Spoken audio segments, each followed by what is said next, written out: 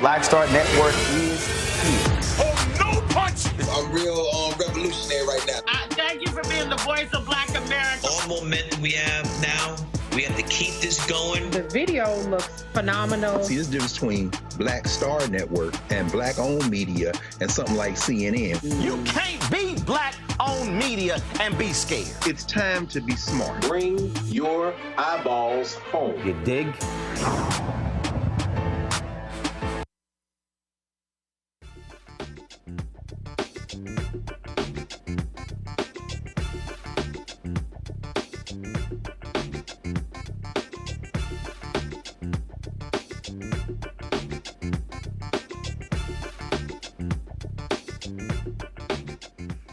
Today is Monday, September 9th, 2024. Coming up on Roland Martin Unfiltered, streaming live on the Black Star Network. We have lost a giant, James Earl Jones. That stunning, booming voice, of course, actor. He's played in all sorts of movies and television shows. Claudine, Bingo Long, Traveling All-Stars, Jack Johnson, you name it. He's now an ancestor. He passed with the age of 93. Republican Vice Presidential candidate Senator JD Vance is spreading lies about Haitian immigrants in Springfield, Ohio. The racist MAGA folks continue their racist agenda. Was Tyreek Hill, Miami Dolphins wide receiver, stopped because he was black? He was also punched and handcuffed before Sunday's season opening game against the Jacksonville Jaguars. One cop is on administrative leave. We'll show you a variety of the videos from bystanders. And of course, the police union defends the cops. The Congressional Black Caucus releases the first corporate accountability report on DEI. CBC Chair Steven Horsford will join us to discuss it. In anticipation of tomorrow night's presidential debate, black education advocates are demanding that the two candidates, Donald Trump, Vice President Kamala Harris, and ABC News, focus on the crisis in black student achievement. Dr. Steve Perry will join us on today's show. Plus, the federal trial of the 3 Tennessee officers accused of beating Tyree Nichols began today, and the Justice Department indicts a white terrorist group who plotted to kill government officials. I told y'all there were hate crimes laws that targeted not just Asians. It's time to bring the funk on Roland Martin Unfiltered. On the Black Star Network, let's go. He's got it. Whatever the miss, he's on it. Whatever it is, he's got the scoop, the fact, the find. And when it breaks, he's right on time and it's rolling. Best believe he's knowing. Putting it down from sports to news to politics. With entertainment just for kicks, he's rolling. It's on go, y'all. It's Roland Martin, yeah. Rolling with Roland now.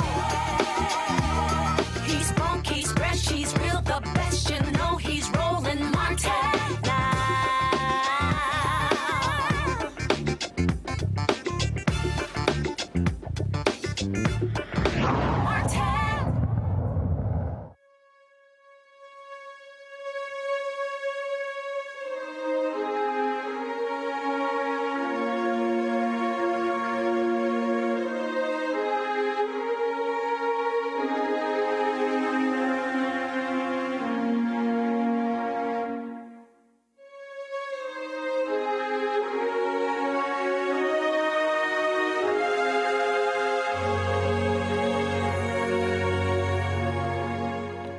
James Earl Jones, the acclaimed actor and voice of Darth Vader, CNN, star of numerous movies and TV shows, has passed away. Jones' agent Barry McPherson confirmed Jones's death and said the 93-year-old died this morning at his home in New York State. The cause was not immediately apparent. The pioneer Jones, who worked into his 80s and who retired from public life about a year ago, won 2 Emmys, a Golden Globe, 2 Tony Awards, a Grammy, a National Medal of Arts, and the Kennedy Center Honors. The only thing he did not win was an Oscar. But he was given an honorary Oscar and a special Tony for Lifetime Achievement, which means that, of course, he's an EGOT. Folks, in 2022, a Broadway theater was renamed in his honor. James Earl Jones is being remembered by so many people, so many actors and folks all over Hollywood. A little bit earlier, I was looking at some tweets that were posted by actor Wendell Pierce, who, of course, stars in stage, film, as well as big screen. He posted a couple of things, and he said, "This man was the living embodiment of artistry, integrity, creativity, and dignity. James Earl Jones is the sole reason I became an actor. He stirred a vocation in me that gave voice to my unsung heart songs. By example, he led me on the exploration of my own personal humanity and the study of human behavior in others and the intangible, ever-present soul. He was once in a generation talent that has left an enormous legacy in American culture." You think about all of the different films and TV shows that he starred in. It is an absolute long list. Of course, we can go back to him, of course, playing Jack Johnson, of course, the first black heavyweight boxing champion. We can think about him with, again, Richard Pryor, as well as Billy D. Williams in the Bingo Long Traveling All-Stars. We think about Clear and Present Danger, those movies, thinking about Coming to America. I mean, the list goes on and on and on. He was in comedies. He was in dramas. We think about Claudine. I mean, again, you name it, he can do it. Field of Dreams. And the amazing thing, if we think about it, James Earl Jones, of course, overcame a serious stutter. And, of course, the younger generation will remember him as the voice of Mustafa in The Lion King. And so you're talking about just an extraordinary figure who hailed from Mississippi, born in 1931, who overcame a whole lot to become one of the most admired actors of our time. And so we certainly pay tribute to James Earl Jones. A statement from his agent said he passed this morning surrounded by his loved ones. He was a great man. And so that was the statement. This is in USA Today, and that was his representative, Barry McPherson. And this was a quote here. He did an interview in 2010. He said he was talking about all the things he was famous in. He said, "I've done a King Lear too. Do the kids know that? No, they have the Darth Vader poster to sign, but it's okay. When you appear before an audience, you learn to accept whatever they give you. Hopefully they give you their ears," as Anthony said.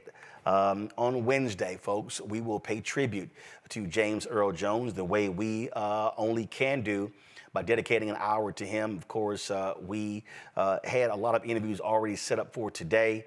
Tomorrow night, we have our, of course, debate coverage. The 6-hour debate coverage we'll be doing tomorrow right here on the Black Star Network. And so we wanted to make sure that we didn't give short shrift to James Earl Jones. And so we will pay him his proper tribute on this show on Wednesday. As I said, tomorrow we have our debate coverage. It will be our live show. In addition, we will be partnering with the Congressional Black Caucus. They'll be holding their watch party here with us. More than 20 members will be joining us, including Congresswoman Joyce Beatty, Congressman Steven Horsford, the chair, as well as Congressman Jim Clyburn and others. And so if y'all want the blackest, boldest, seasoned chicken coverage, y'all come here. And so, again, we'll pay tribute to James Earl Jones on Wednesday. Tomorrow, our coverage begins at 7 p.m. We will have pre-coverage. We will carry the ABC presidential debate and have our post-coverage as well. And so, again, we want to give proper tribute to James Earl Jones. That will take place on Wednesday. As I said, James Earl Jones, dead at the age of 93. All right, folks, let's talk about a huge story that took place on yesterday involving Miami Dolphins five-time All-Pro wide receiver Tyreek Hill. Now, yesterday was the beginning of, NFL season began on Thursday, but for most teams it was yesterday. Miami Dolphins were playing the Jacksonville Jaguars, and then reports came out before the game that Hill was arrested by Miami-Dade police officers. Well, a number of people on social media begin to post these videos. Do me a favor, guys. Go back to this video here, because I want you to hear what these officers are saying to Tyreek Hill. So let's start this video over and let's play the video with audio. So let's play them all back to back so we can hear all of them. Go right ahead. Keep your window down. Keep your window down. I'm gonna get you out of the car. As a matter of fact, get out of the car. Get out of the car. Get out of the car. Get out of the car right now. We tell you to do nothing to do. You understand? What would you want for what we do? You're a little fucking confused. Too late.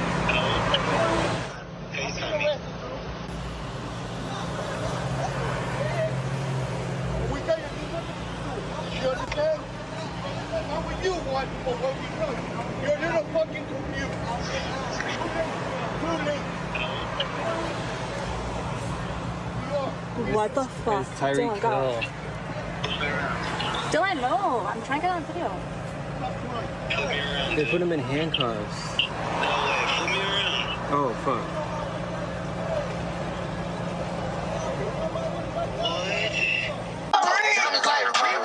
No, it's actually Tyreek. When I stepped up on the scene, they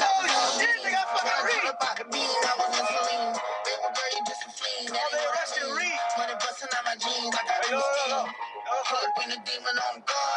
They arrested Reed. That's crazy. Oh, that's fucking Calais Campbell right there. It's that Z shit. It's that Z shit. Pull up in a demon on guard. Looking like I still do fraud. Yo, Flying private jet. bro. Tyreek on power, man. It's Tyreek Hill.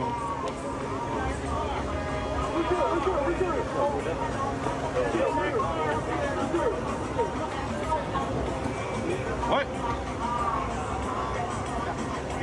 Bro, what the hell is going on?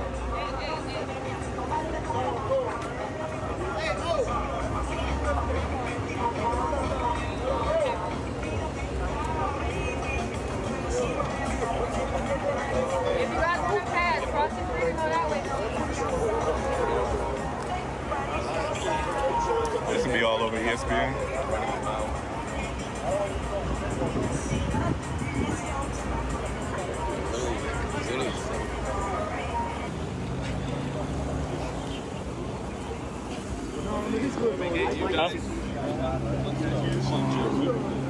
I know, right? What's up,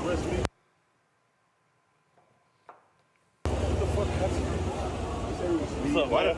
The speed too. They bought some speed. Hey guys, Kim. they know what a 728 is. Fast. Hey, they got my phone too. Oh no, I got Tyreek on power.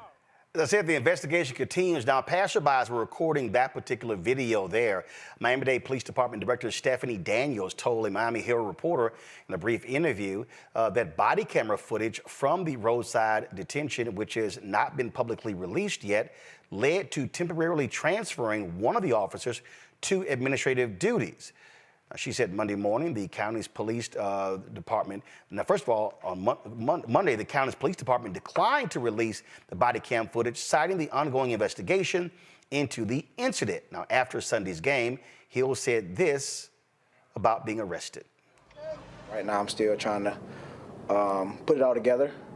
So I'm not going to give you a version that I still don't know what happened. You know what I'm saying? But I do want to say, I do want to be able to use this platform to say, like, what if I wasn't Tyreek Hill, bro? Like, worst case scenario, you know, because it's crazy. Like, I want to be a cop one day. I got a state trooper, had all that, you know, so I got a lot of respect for cops, man. But obviously, you know, everybody has bad apples in every situation, you know, so I want to be able to, you know, use this platform, you know, to figure out a way to, like, flip this and, you know, make it a positive on both ends, on my end and then also Miami-Dade, you know, so that way we can team together and, you know, do something positive for the community, because that's what it's all about, bro. It wasn't disrespectful, you know, because my mom didn't raise me that way, didn't cuss, didn't do none of that. So, like I said, I'm still trying to figure it out, man. I'm just glad that my teammates were there to, like, support me in that situation, because I felt alone, you know, and when they showed up, it made me realize that we got a good team this year, dog. For them to, like, put their life on the line. You know what I'm saying? So it was amazing to see, man. All right, folks. Now, of course, as you expect, the police union, the South Florida Police Benevolent Association, issued their statement. No shot they're defending the cops. Before the Dolphins game yesterday, an incident occurred when Tyreek Hill was placed in handcuffs before being released. First, to be clear, at no time was he ever under arrest. He was briefly detained for officer safety after driving in a manner in which he was putting himself and others in great risk of danger. Upon being stopped, Mr. Hill was not immediately cooperative with officers on scene who, pursuant to policy and for their immediate safety, placed Mr. Hill in handcuffs. Mr. Hill, still uncooperative, refused to sit on the ground and was therefore redirected to the ground. Once the situation was sorted out within a few minutes, Mr. Hill was issued 2 traffic citations and was free to leave. We would like to stress to the community to use this as an opportunity to remember that it is always best to obey lawful police commands first and complain later. We have worked hard across all communities to bridge the gap between what people believe law enforcement should and can do, and will continue to do so in this case while we wait for the investigation to run its course. Based on what we know, we stand with the actions of our officers but look forward to further open communication moving forward. While we are confident in the actions that led to the stop of Mr. Hill, as with any investigation, we will wait for all of the facts to come out, along with any explanation Mr. Hill may have for his actions that initiated this unfortunate incident. This is signed by Stedman Stahl, president of the organization. Here's the problem with this statement, y'all. First and foremost, while we are confident in the actions that led to the stop of Mr. Hill, as with any investigation, we will wait for all of the facts to come out. So why are you releasing a statement laying out what actually happened? No, this is what we call police trying to get ahead of the narrative and trying to establish, as they always do, what their narrative is. Every time there's a police beating, a police shooting, they want to establish their narrative in the minds of the public first. The problem is all that video. Here's the other deal, folks. We know this game. If the body cam footage shows that Tyreek Hill was cussing out the officers, was being uncooperative, and all of that, because remember, he said he didn't cuss, that video would already be released. We all know it. Now, I want to do this here. So the union says he was briefly detained for officer safety after driving in a manner in which he was putting himself and others in great risk of danger. Okay, let's play the video, turn the audio all the way up of the cops telling him to roll down the window and get out of the car. Listen closely. Keep your window down. Keep your window down, I'm gonna get you out of the car. As a matter of fact, get out of the car. Get out of the car. Get out. Now, okay, I want y'all to re-rack it. He first said, put your window down. he cracks the window. That's all the officer needed for him to be able to say, I need to see your driver's license and registration. The law does not say you have to roll the window all the way down. It says roll your window down. He rolled the window down. The officer could have said, I need to see your driver's license, your registration, and your insurance. He didn't do that. Watch what he did. Press play. Keep the window down. Keep the window down, I'm gonna get you out of the car. As a matter of fact, get out of the car. Stop right there. Put your window down, or I'm gonna take you out of the car. He put his window down. He then goes, matter of fact, get out of the car. Why? Why? Why did Tyreek Hill have to get out of the car? He rolled his window down. In fact, play it again. Look how fast he rolled the window down. Press play. Keep the window down. Stop. Put your window down. Immediately, window goes down. Why does he pull out of the car? Why? So, are you trying to tell me that in that brief exchange, put your window down, did Tyreek cuss at him? We don't hear Tyreek at all on the video. He complies with the officer's instructions. Roll the video. I'm gonna get you out of the car. As a matter of fact, get out of the car. Get out of the car. Get out of the car. Get out of the car right now. All right, stop. So he tells him 3 or 4 times, get out of the car right now. He doesn't have to get out of the car. See, here's the problem, y'all. Cops know when given a lawful command, you have to obey. See, that's where they always get people. But remember, Tyreek Hill, the video's right there. He obeyed.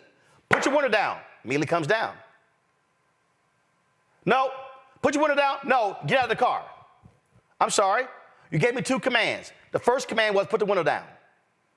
Now the second command, now get out of the car? Why am I getting out of the car? It's a traffic citation. Was he going too fast? Okay, I need to see your driver's license, registration, insurance. I'm going to write the ticket. Now, y'all pull the video up where Tyreek was kicked by the cop. Y'all have that? All right, find the video. I know I got it on my phone, so hold on one second. No, I got it. Y'all got the video? Okay, all right, okay, fine. That's what I said. Pull it. So y'all, there was one of the videos, and I guarantee you that the cop that got suspended, I guarantee you that cop, he was the one who kicked Tyreek. Let's see. Is this it here? That's the video right there. Play it. Campbell right there. It's the Z shit. It's the Z shit. Pull up in a demon on guard. No, replay it. Re-rack it. Re-rack it. Yo. Re-rack it. Re-rack it. Go to the beginning. Re-rack it. No. Go to the next video. Play that video right. No, it's actually Tyreek.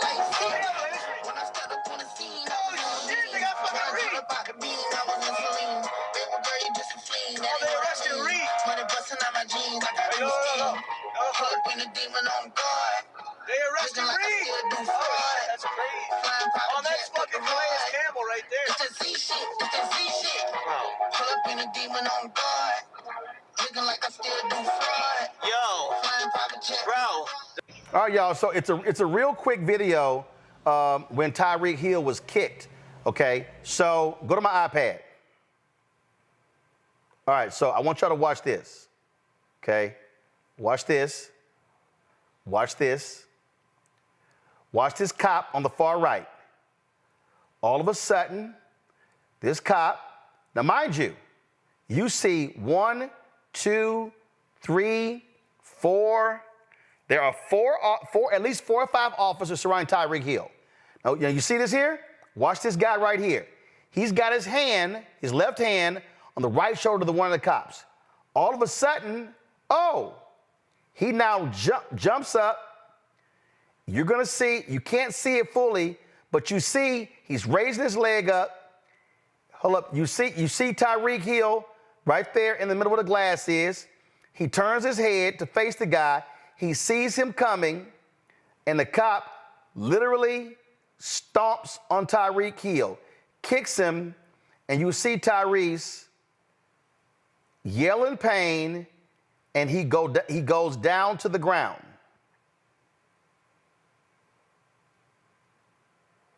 All right, I'm going to play this in real time. Watch this. They arrested Reed. That's crazy. Oh, that's fucking crazy. All right, I'm going to roll this back again so y'all can actually see what takes place in this video. See, this is why the police union statement is trash. And this is why the police union is doing all they can to try to go ahead and get their narrative out there, to affect the public. Watch this. They arrested Reed. That's crazy. Oh, that's fucking Calais Campbell right there. All right, you literally see the cop. The situation is under control. Under control. Go back to the original video, because I want to see how many Miami-Dade cops were surrounding Tyreek Hill. Go ahead. Pull up y'all original video in the control room. All right, so I see 1, 2, 3. I see at least 3 cops right here. Okay, he's walking over to the side, and then another video. So you probably got at least 4 or 5 cops who are on the scene. That's the video of him kicking him.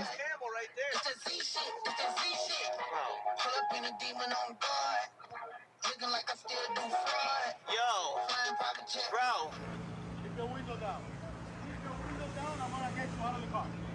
As a matter of fact, get out of the car. Get out of the car. Get out of the car. Get out of the car right now. We tell you do nothing to do. You understand? How would you want for what we tell you?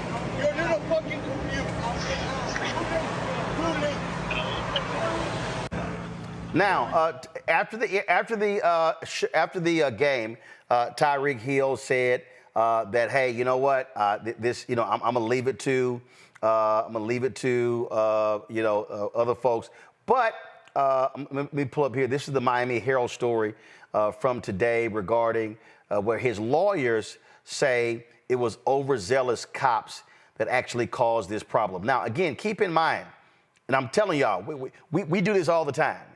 If that video showed that Tyreek Hill was yelling, cussing, was belligerent, and acting a fool, that video would have been out yesterday afternoon after the game. They would have dropped that video. There's no way you can convince me that all of a sudden, oh no, we have an investigation, and so therefore we can't release the video yet because we still have to look at it. Nah, we know that game. Okay, we know the game being played, and that's what's going on here.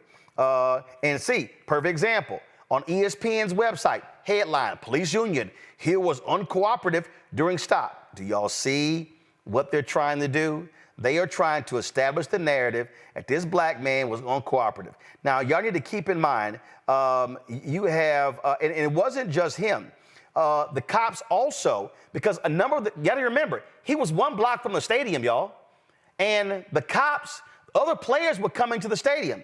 Calais Campbell, he was also detained when he stopped on the scene to offer Hill support. He didn't get a citation. That's what's going on. So this statement right here, let me just pull up the ESPN. Give me 1 second. I want to pull up their story. I want to show you and see, this is where, again, this right here, go to my iPad. This is ESPN right here. ESPN right here, their headline, police union, Tyreek Hill was uncooperative in the traffic stop. Okay, well, if you go down to the story, you'll see here, meanwhile, Hill's attorney, Julius Collins, said in the statement later Monday night, Mr. Hill's legal team is exploring all legal remedies that may be available to Mr. Hill, as we believe that the officer's actions on September 8th, 2024 were excessive. Now, Stephanie Daniels, she initiated, quote, an immediate review of all details surrounding the incident. She announced that one of the officers involved was placed on administrative duties while the investigation is conducted. She said, quote, while we wait for the investigation to run its course, based on what we know, we stand with the actions of our officers, but look forward to further open communication moving forward. Now, I'm sorry, this is the police union. Now, here's what's interesting. The same cop right here in the story, during an appearance Monday on the Andy Slater show, Stahl said the union has not been able to view body camera footage and officers didn't know who they had pulled over Sunday morning. Stahl said Hill's driving pattern caught officers' attention. He was allegedly driving at a high speed through a congested area, and Hill did not want to comply when asked to roll down the window. Y'all want to see what they're doing? If Mr. Hill would have just complied, it would have just sped the process up. He chose not to. He chose to escalate the situation and turn into something bigger than the Dolphins win itself. Now, this is a statement from Tyreek's lawyer. To be clear, the traffic stop of Mr. Hill by officers of the Miami-Dade Police Department originated as a traffic infraction, but was then escalated after Mr. Hill provided officers his driver's license and then rolled his window back up. Collins said in the statement, one of the officers then knocked on Mr. Hill's driver's side window and advised Mr. Hill to keep his window rolled down, otherwise he was going to get him out of the car. Mr. Hill had his window rolled down, and that officer then demanded Mr. Hill out of the vehicle even after Mr. Hill complied with that officer's request to keep his window down. Immediately after, another officer then aggressively approached Mr. Hill's vehicle and stated something to the effect that if we have to break the effing window, we will. Mr. Hill rolled down his window each time he was requested to do so by the requesting officer. Bringing my panel right now to talk about this here. And the reason that the video of the passerby, folks, is so important because we're seeing it in real time. And while the cops are sitting here going, oh, we can't release the video, we already saw what happened. Dr. Julian Malveaux, economist, president, author of Bennett College, also author out of D.C. Dr. Amakongo Dabinga, a senior professorial lecturer, School of International Service, American University out of D.C. Joy Chaney, founder of Joy Strategies out of D.C. Amakongo, I'm going to start with you. This is all BS, and you know it's trash. I mean, at the end of the day, he complied. The officer, we know what happened. The officer got pissed because he didn't roll his window all the way down. He cracked his window. You don't have to roll your window all the way down. You can crack your window. Yes, officer. Yes, officer. No. What he did was, he heard it. Roll your window down. No, roll your window down. No. Get out of the car. The police escalated this situation.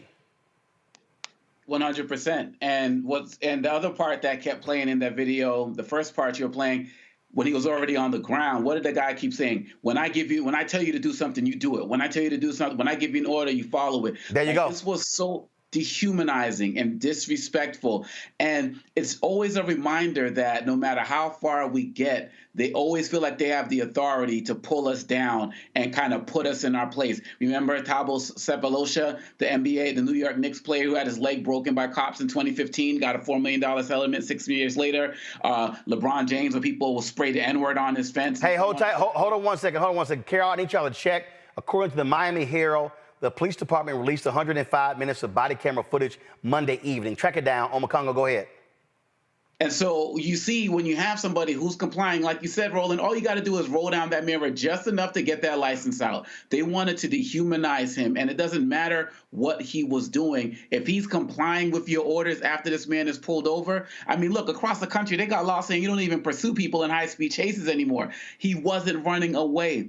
And as it relates to the police officers and the police unions, this is why we have to keep our eyes on this, because, Roland, when I was looking at the reports yesterday, ESPN, no one mentioned anything about him being struck. Nobody talked about that. They just talked about him being detained. They didn't talk about any of the violence that he experienced in any way, shape, or form. They could have broke his leg just like I talked about with Thabo. And so these police unions, who Trump just spoke to last week also, right, we have to keep an eye on this because they are going to continue to push their narrative. Like you said, they already got it out there, and we can't let this go. I don't know what Tyreek is going to do. I appreciate the fact that he wants to spread positivity and the like, but his civil rights were violated. And for all of us, this is too familiar. Like you said, what if it wasn't Tyreek? What if it was Tyree that we were going to be talking about later, right? Nichols. So right now, we got to make sure that we're getting the right narrative out there because they're already trying to spin it. and we can't let it happen. Actually, so the 6-second clip we showed, here's actually a longer video. It's all together. It's 23 seconds. I want y'all to watch this here.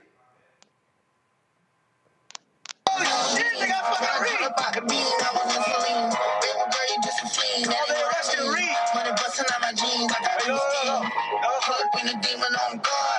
they arrested Reed. They arrested Reed. Oh, that's crazy. Oh, that's fucking Calais Campbell right there. So you ain't tell me you go from 23 seconds. So in 23 seconds, Julian, you go from, I'm going to re-rack this here. Y'all go ahead and play it again. In 23 seconds. Actually, no, I'm sorry. It was actually, before he got kicked him, it was 14 seconds. So from the beginning, first of all, have my audio up over the video. So from this point right here to 12 seconds later, the cop decides to kick him. Really? Watch this here. Here, 9, 10, 11, 12, 13, boom, kicked him. That's fucking Calais Campbell right there. Now the cops got to help him up.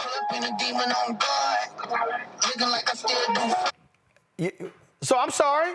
So let's be real clear. There are, let me go back. There are 1, 2, 3.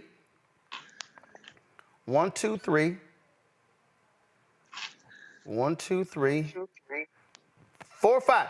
There are 5 cops surrounding a handcuffed man, and this cop decides to kick him in his side. Go, Julian, go ahead. Well, he kicked him because he could. That's what happened. He kicked him because he could. This is excess of power, authority, ignorance. He kicked him because he could. Tyreek Hill, even if he was going 150 miles an hour, you stop him for a traffic stop. You stop him, you give him a ticket. If you have to, you arrest him. You don't put him in handcuffs and knock him down on the ground and then kick him. What you're saying, you ain't shit. Excuse my language, but you ain't shit. We can do whatever we want to you. This really harkens back to the era of lynching, to the era of police violence against Black people. It says we can do what we want to you. Praise the Lord for the people who took pictures on the way. But this should not, and you're absolutely right, Roland. This police union is circling the wagons. He did this, he did that. He didn't do a GD thing. If we look at these pictures, he did not resist. The only thing he did was he stood up for himself. He didn't roll the window all the way down and, hey, whatever. He didn't roll the window all the way down. That is not a requirement. You know, he didn't kiss the police officers behind. That is not a requirement. Yep. And so we see the increased dehumanization of a Black man and a star. And like he said, what if I wasn't Tyreek Hill? Yep. What if I was like Cootie Brown? He might have been. Gotcha. Joy? Let's be clear, when I've been stopped by a cop, I don't roll my window all the way down. Many of us don't. We use it as an era of a little bit of protection and barrier.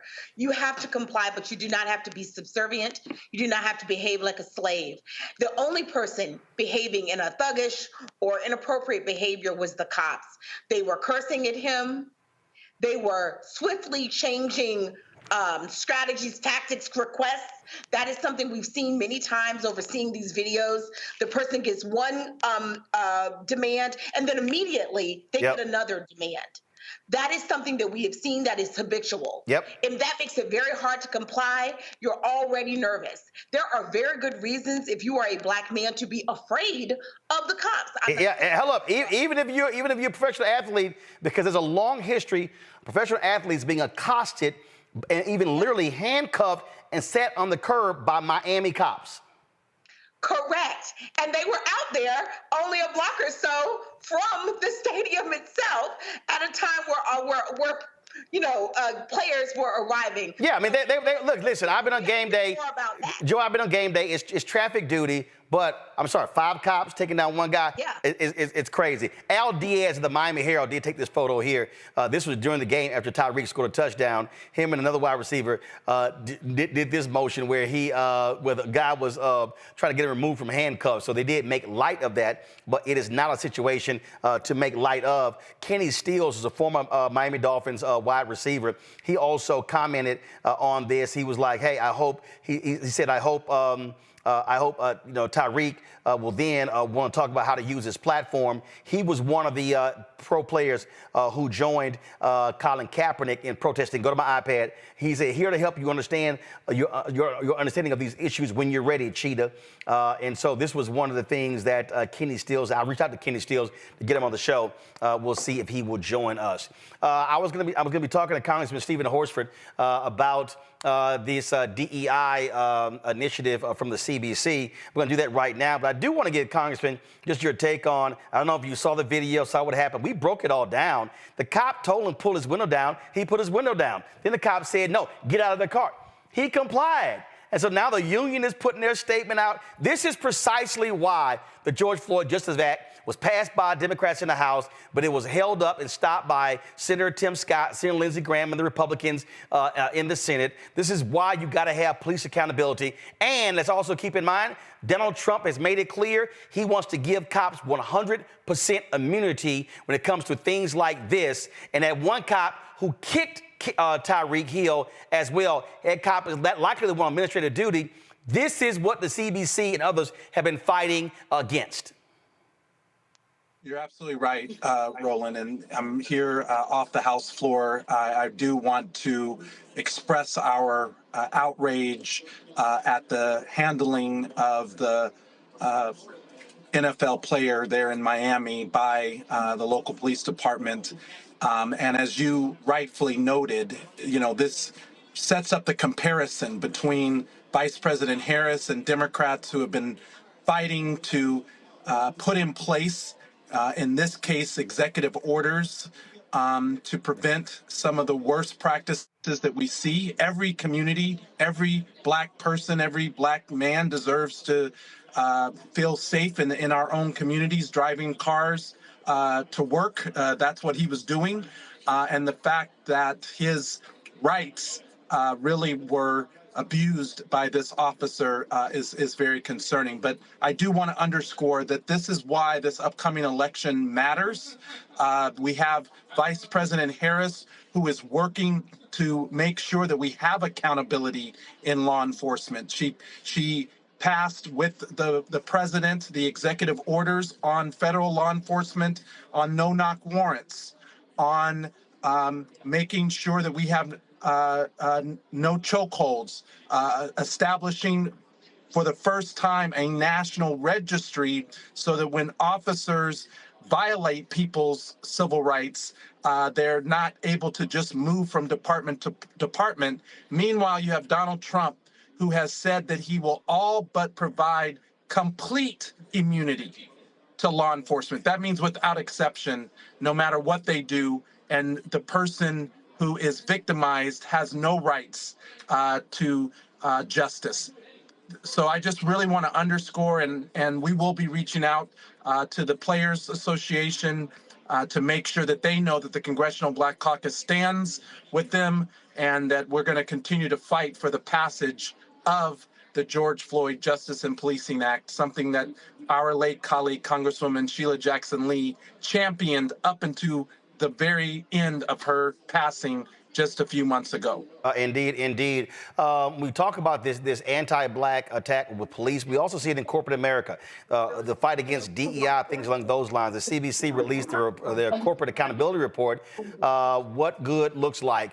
Again, their report dealing with diversity, equity, and inclusion is the first of its kind report found the majority of Fortune 500 companies that responded to a survey by the CBC remain committed to advancing diversity, equity, inclusion. But here's the thing, Congressman Horsford, you got these right-wing people, they're attacking companies like Jack Daniels, John Deere, and others, companies that they believe, appeal to the right or, country folks, rural folks, whatever you want to call it.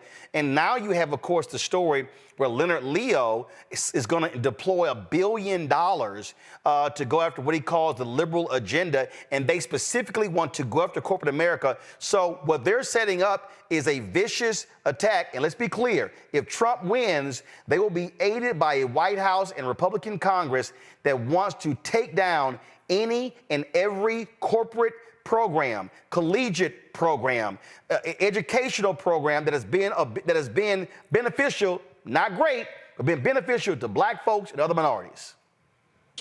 So this is why the Congressional Black Caucus issued a letter to Fortune 500 companies. I am pleased that we had nearly 200 companies respond. That's 30%. And for a first of its kind effort across all sectors to hold companies accountable to the commitments that they made after the death of George Floyd in 2020, the tragic death. There was $50 billion worth of quote unquote racial equity commitments. And as we said in the report, the time is over for making promises with no action. And so the report that we issued today outlines exactly what companies are or are not doing around the issues of diversity, equity, and inclusion in the workplace, in business diversity through contracting, so that businesses, small businesses that are Black-owned, continue to have the opportunity to do business with these major corporations, and where are the investments that these companies said that they would make. Now, this report is a step towards the work that we're doing around building Black wealth, creating an economy that is an ownership economy, not just one that's based on consumer spending. Black Americans, we spend a lot, but we need to be the owners and the controllers of our destiny, and that's why this report was so necessary. I would encourage people to go to congressionalblackcaucus.org to read the report. And again, we're going to continue to hold corporate America accountable to the promises that they've made and the work that still needs to be done around diversity, equity, and inclusion, as well as racial equity in this country. Oh, you're off the floor. You got to go back. But here's the whole deal. Project 2025 has this whole thing on anti-white racism. Stephen Miller, we saw what happened with the black farmers. They want to shut down everything. They want to shut down any MWBE program. They want to shut down. They've already attacked the Small Business Administration, yes, SBA, yes, Fund, yeah, all of that. I mean, so access to capital. They want to take away the tools of opportunity. So at a time when Vice President Harris and Democrats led by the Congressional Black Caucus are talking about expanding economic opportunity, helping close the racial wealth gap. Today in America, the average white per capita wealth is about $284,000, and the average Black wealth is about $44,000. We know that that's because of systemic discrimination and racism, but that's why we need policy, permanent policy that really works to address these systemic issues. And you're absolutely right, Roland.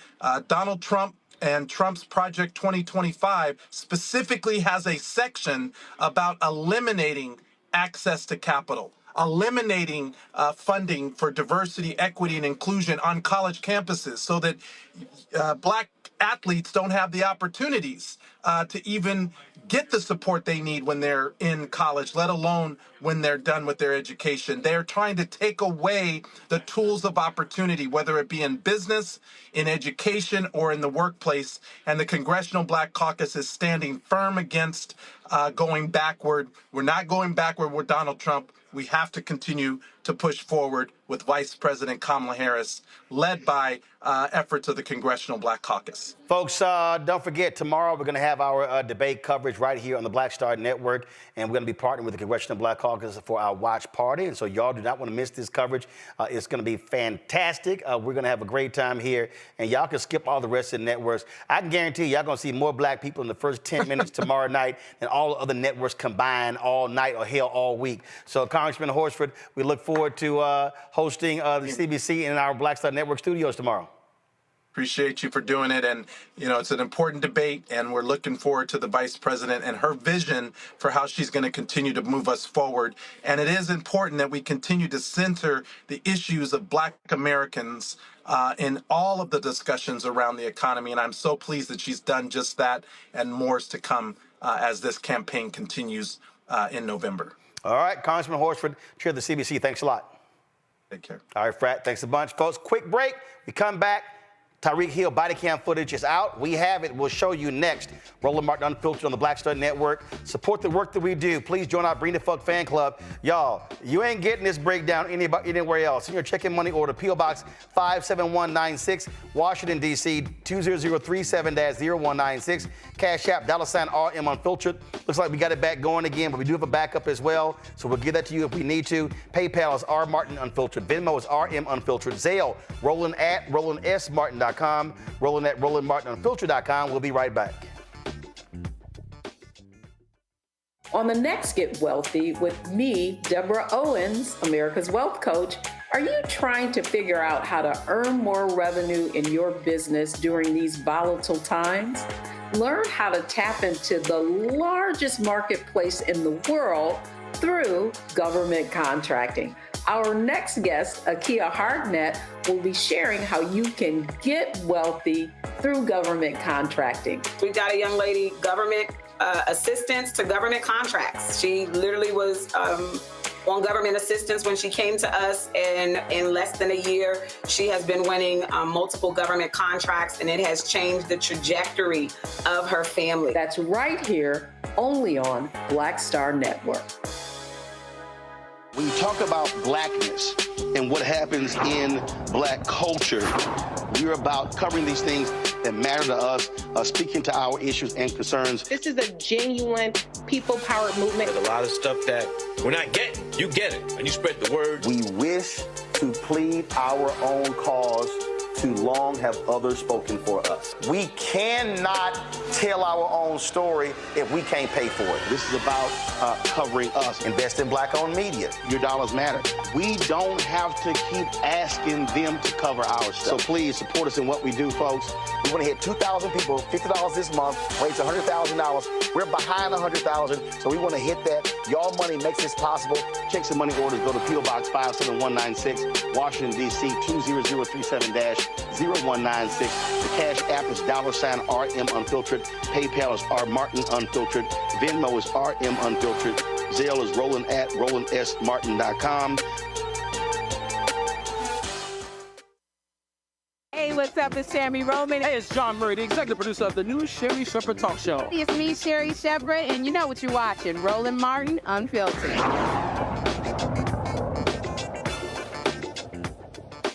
Folks, moments ago, the video of the arrest of Tyreek Hill of Miami Dolphins was released. Here is one 3-minute and 35-second segment. Remember, 105 minutes of the video has been released. Watch this. Why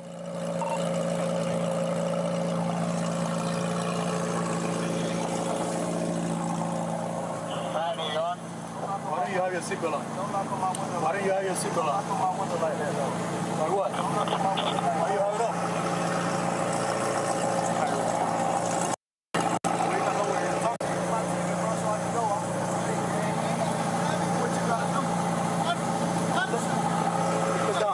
Hey, keep your window down.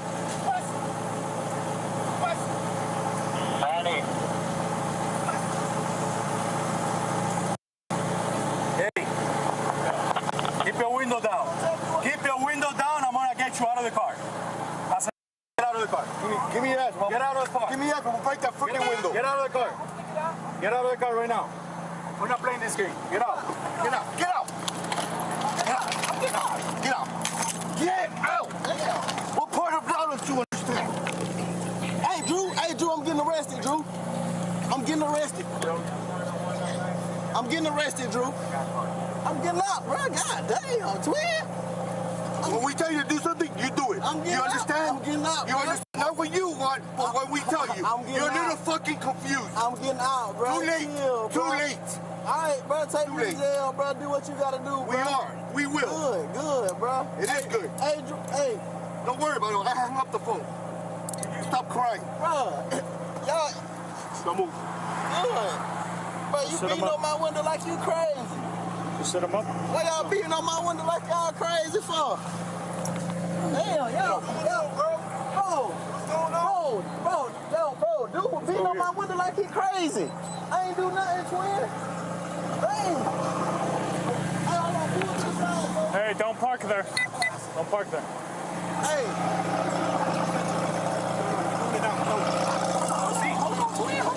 Hold on, bro. I just had surgery on my knee. I just had surgery on my knee, bro. I just had surgery on my knee, bro. I just had surgery in your ears when we come here.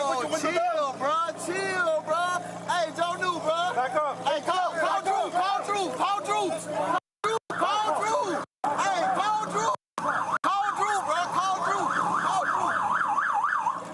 Call Drew, bro.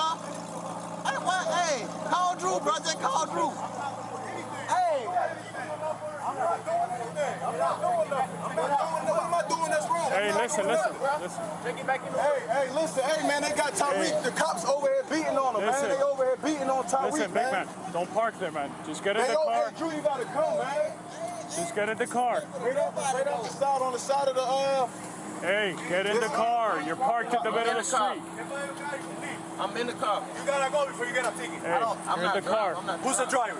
This is my car. All right, move. I'll take that. You gotta move right now. Let me have your license. You get a ticket too. I'm coming. Let me have your license. You get a ticket. Let me have your license. I'm leaving. I'm not playing. Let me have your license. I'm leaving. Yo, what's your license right now. What's going on? Your license right now.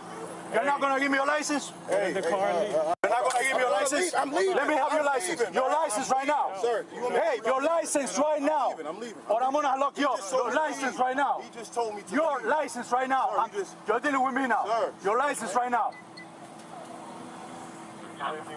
All right, I always see people in business. All right, so that's a 3 minute 35 second. Remember, they released 105 minutes of video. Let me see if we can find. Now, here's what's crazy right there. See, perfect example we talked about earlier. One cop tells him to leave. One cop says, give me your license.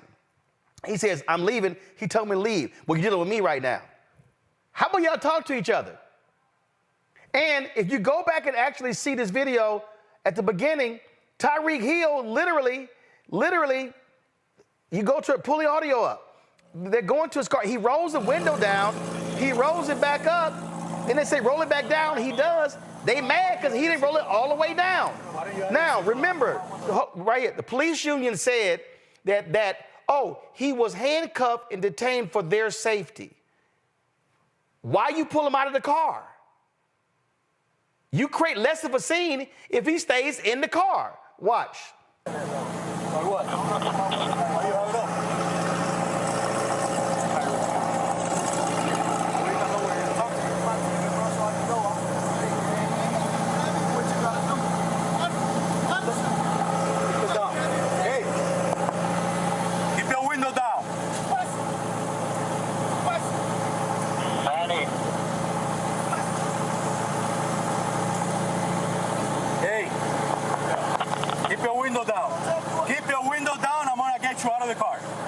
As a matter of fact, get out of the car.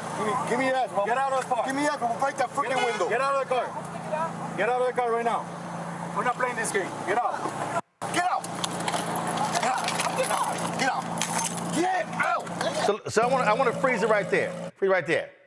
So y'all see right here. Come to me. Y'all gonna see right here. Tyreek Hill is literally getting out of the car. Okay, I'm gonna pick. So they open the door. Watch right here. He's getting out of the car. So, Omakongo, why do you have to snatch him out of the car when he's getting out of the car? Because they feel like they can do whatever the hell they want with us. The brother was sitting here literally saying, like, I'm getting out of the car. And in real time, Roland, you talked about how the fact that the officers are conflicting each other. That officer right there was conflicting himself. He was like, don't get out of the car. What did he say? Put your window down or I'm going to pull you out the car. In fact, get out of the car. Like he says that all within like a 3-second span. It's like they don't even know what they're doing. And they're trying to just basically say, shut up and do what we're going to do in real time. And for Tyreek to say that, I just had surgery on. All right, so we're going to do this. Hold tight 1 second. So this is the body cam video of the officer who approached the car. Listen. Why don't you have your seatbelt on? Don't knock on my window like that, no. Like what? Don't knock on my window like that. Why you have it up? Don't knock on my window like that. Why you have it up? I have to knock to let you know I'm here. That way you can lower it and talk to you. Just get my ticket, bro, so I can go. I'm finna be late, gang. Do what you gotta do. Hey, keep your window. All right, I want to freeze it right there. Now, y'all, I don't know if y'all see it right here. Boom. Yep. Right there. He's got Tyreek's driver's license in his hand.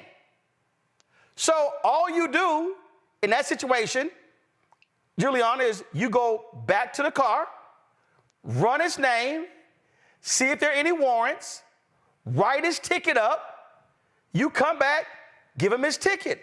He says, hey man, go write me the ticket up, I gotta go. I'm gonna play the rest of it from the top. Go, watch this. Why don't you have your seatbelt on? Don't knock on my window like that, no. Like what? Don't knock on my window like that. Why you have it up? Don't knock on my window like that. Why you have it up? I have to knock to let you know I'm here. That way you can lower it and talk to you. Just get my ticket, bro, so I can go. I'm finna be late, gang. Do what you gotta do. Okay, I gotta freeze right there. I had to knock on your window, let you know that I'm here. You got my driver's license in your hand. Why are you knocking on my car window? I'm confused. Let me play the rest. Roland, because they can. Keep it down. Hey, keep your window down.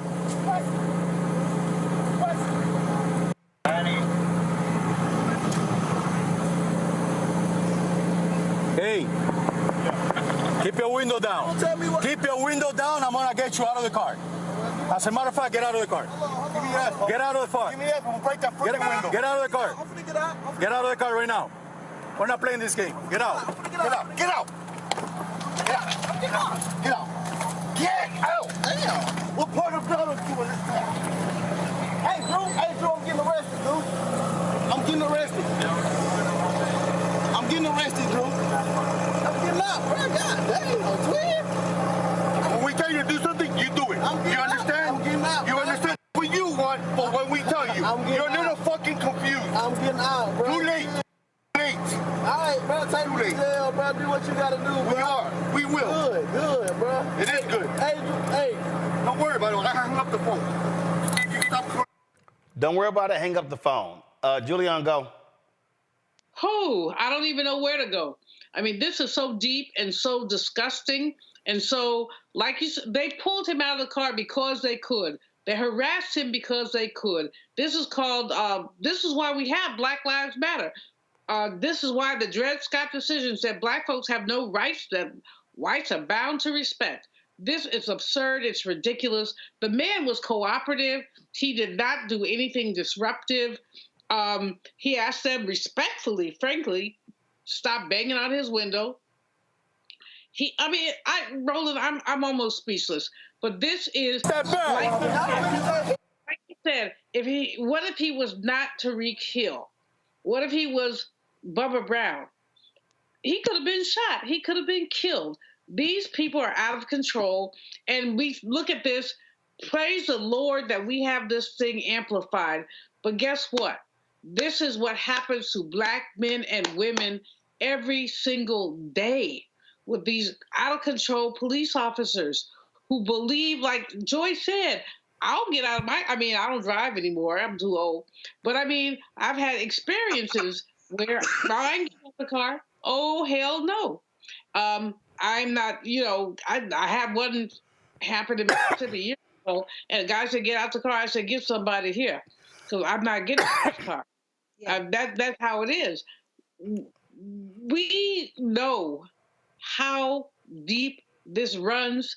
It is a remnant of the slave society, and I don't even know what to say. I almost want to cry that the brother was humiliated like that, and then he went and did an 80-yard. Come on. Well, actually, he had about 110 yards receiving in that game. Joy, here's the thing that we keep talking about. When you look at these incidents where Black men are shot and killed, in so many cases, it's a minor traffic incident. Mm-hmm. Correct. Minor traffic incident, sometimes other types of minor incidences that can be de-escalated. This is about bad cops. I'm going to be honest with you. Like he said in his conversation afterwards at the press conference, there can be bad apples. These are bad apples, but it's a lot of bad apples. And we've got to ask what kind of people are being hired. This escalated very quickly. We expect police officers to be professionals who are trained in the art of de-escalation. He did nothing wrong, but hey, let's say he did have a curt tone or whatever. That is his business. He was cooperating. You don't have to have a nice tone. They certainly didn't with the cursing and the yelling and the pulling him out of the car. That was wrong. They should be relieved of their duties. We can't have people like that. They escalated a situation. He should have, he had his license. They should have given him a ticket or not and let him be on his way. Nope. And then go on to, doing the rest of their job for the rest of their day. But that's there was nothing here. But the reality is that's not happening. And in fact, here's the whole deal. One of the cops. Now again, this is not all about celebrity, but listen to this exchange right here from another body cam footage. Listen. Hold up. I'm gonna make sure the audio's up. Give me 1 second.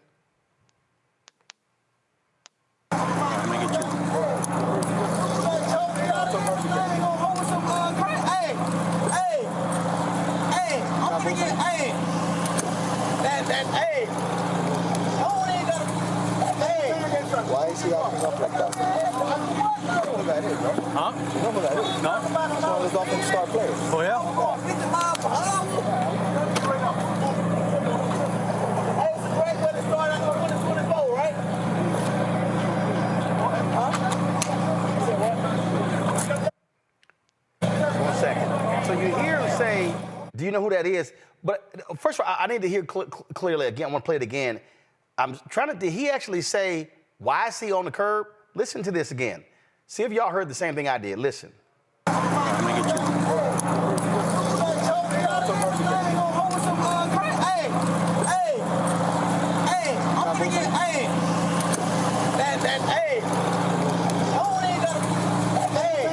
Why is he acting up like that? You know who that is, right? Huh? You know who that is? No. He's one of the Dolphins star players. Oh, yeah?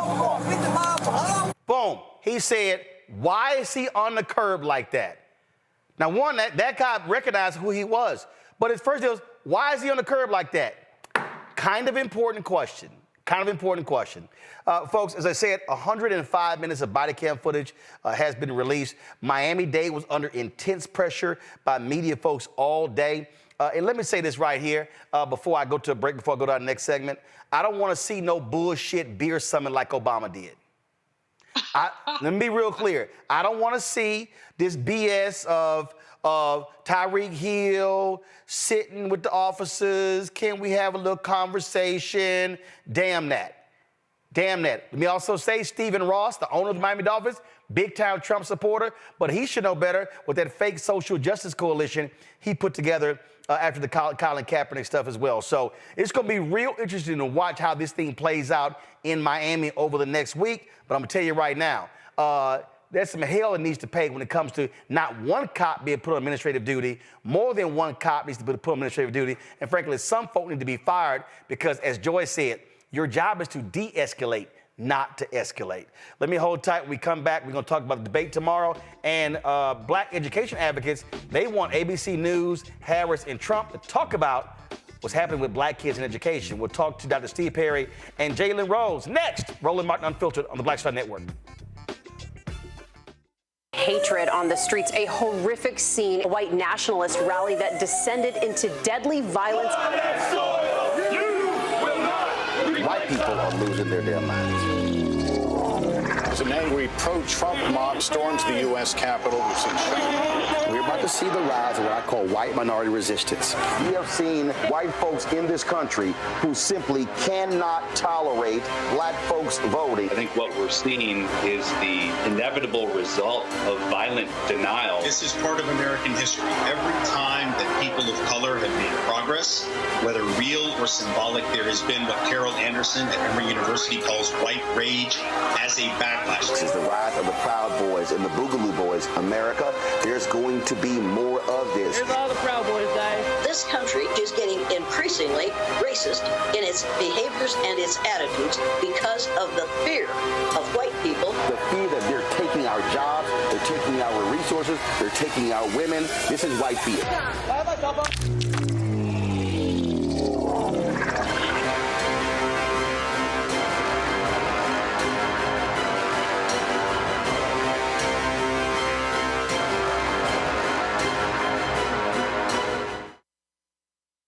What's up? Geek Tony in the place to be. Got Cake Touch Mama's University, creator and executive producer of Fat Tuesdays, the air hip hop comedy. But right now I'm rolling with Roland Martin, unfiltered, uncut, unplugged, and undamn believable. You hear me? Folks, a lot of new polling out showing who's up, who's down. You got Nate Silver running around talking about Trump could be on a runaway train to decisive victory. Other polling shows Nate's lying. Let me tell y'all something, everybody right now. Ignore every damn poll. Let me be perfectly clear. It's Monday, September 9th. The election ain't today, it ain't tomorrow, it ain't next week, and it ain't next month. And so ignore whatever poll that you see right now. I don't care, polls showing up, Harris up in Michigan, Harris up in North Carolina, Trump up in Pennsylvania. None of that stuff means anything, folks. Not one poll has ever elected anybody. The focus needs to be on turning people out, getting people who are registered to make sure they vote, getting people who are not registered to actually vote. I don't care. I don't care what any poll says. I don't care about the New York Times Siena poll, which undercounts black people. I don't care about any of those polls. Every national poll, they mean nothing. Do not get caught up in this silly, silly game when it comes to polls. You should be focusing on issues and getting people focused on what matters. Well, there's been so much attention in this election to economics and the border. One issue that you have not heard a lot about is education. Outside of Project 2025 and Donald Trump wanting to get rid of the Department of Education. Well, a coalition for charter schools called the Freedom Coalition for Charter Schools. They want Harris and Trump plus ABC News tomorrow to focus on the crisis affecting black children. Joining us right now are two members of the coalition, Dr. Steve Perry, the founder of Capital Preparatory Schools and former NBA player and founder and board president of the Jalen Rose Leadership Academy. Jalen Rose, glad to have both of you here. So let's start right here. Steve, when you look at this whole election, education hasn't gotten talked about. Folks talking about economics, they're talking about the economy, they're talking about what happened after COVID. But when you look at the stats, it shows the devastating impact not only COVID had on black kids, but what was happening with black kids prior to COVID. Yeah, so first of all, thank you, Roland, for having this conversation because it's so important. We're literally talking about tens of millions of black children who are currently languishing in schools that are not meeting their most basic academic needs. And the reason why is because the conversation is not about the Department of Education, it's about the Department of Employment. The conversation that Vice President Harris and former President Trump are having is about the people who work in the schools, not about the children who need an education. In America, we see a tragic achievement gap. And what that means is that there's a significant disparity between the academic performance of black children and white children. And the reason why is because so few children attend schools who are African American that have their best interests at heart. In fact, what we see is African American children are most likely to attend some of the poorest performing schools in the United States of America. It's not because the children are disinterested in learning or because their parents don't value education. It's because of the lower expectations that are put upon them in the schools that are typically neighborhood schools. We have answers. Charter schools, public charter schools have outperformed traditional neighborhood schools for the past 30 years since their inception, in large part because they were designed to solve a problem, the problem of the academic achievement gap. So we impress upon ABC News to reach out on both sides and ask the honest questions. What are y'all going to do to make sure that the tens of millions of black children in the United States of America who are among the worst served by the traditional public schools receive access to a world-class education. You know, Jalen, when we talk about, again, this whole issue, look, I'm from Texas, and you got Governor Greg Abbott, who's been trying to push through his voucher bill, which frankly I call it a voucher scam. We see what's happening in Tennessee. Billionaires are funding these things. And the reality is they're trying to prop up religious schools. They're trying to prop up private schools. And it's not about the kids. It's not about low-performing schools. It's not about low-performing kids. No, they don't give a damn. It's about providing big checks to suburban families to send their kids to public school. That's what's going on here. And again, the people who are being left out of this conversation are the kids who are unfortunately going to low-performing schools where they don't have the resources, they don't have top-notch teachers, they don't have the kinds of facilities that are needed. That's what's going on. Absolutely, Roland, and thank you for leading this conversation, this very important conversation that's solely ignored by both sides of each political party.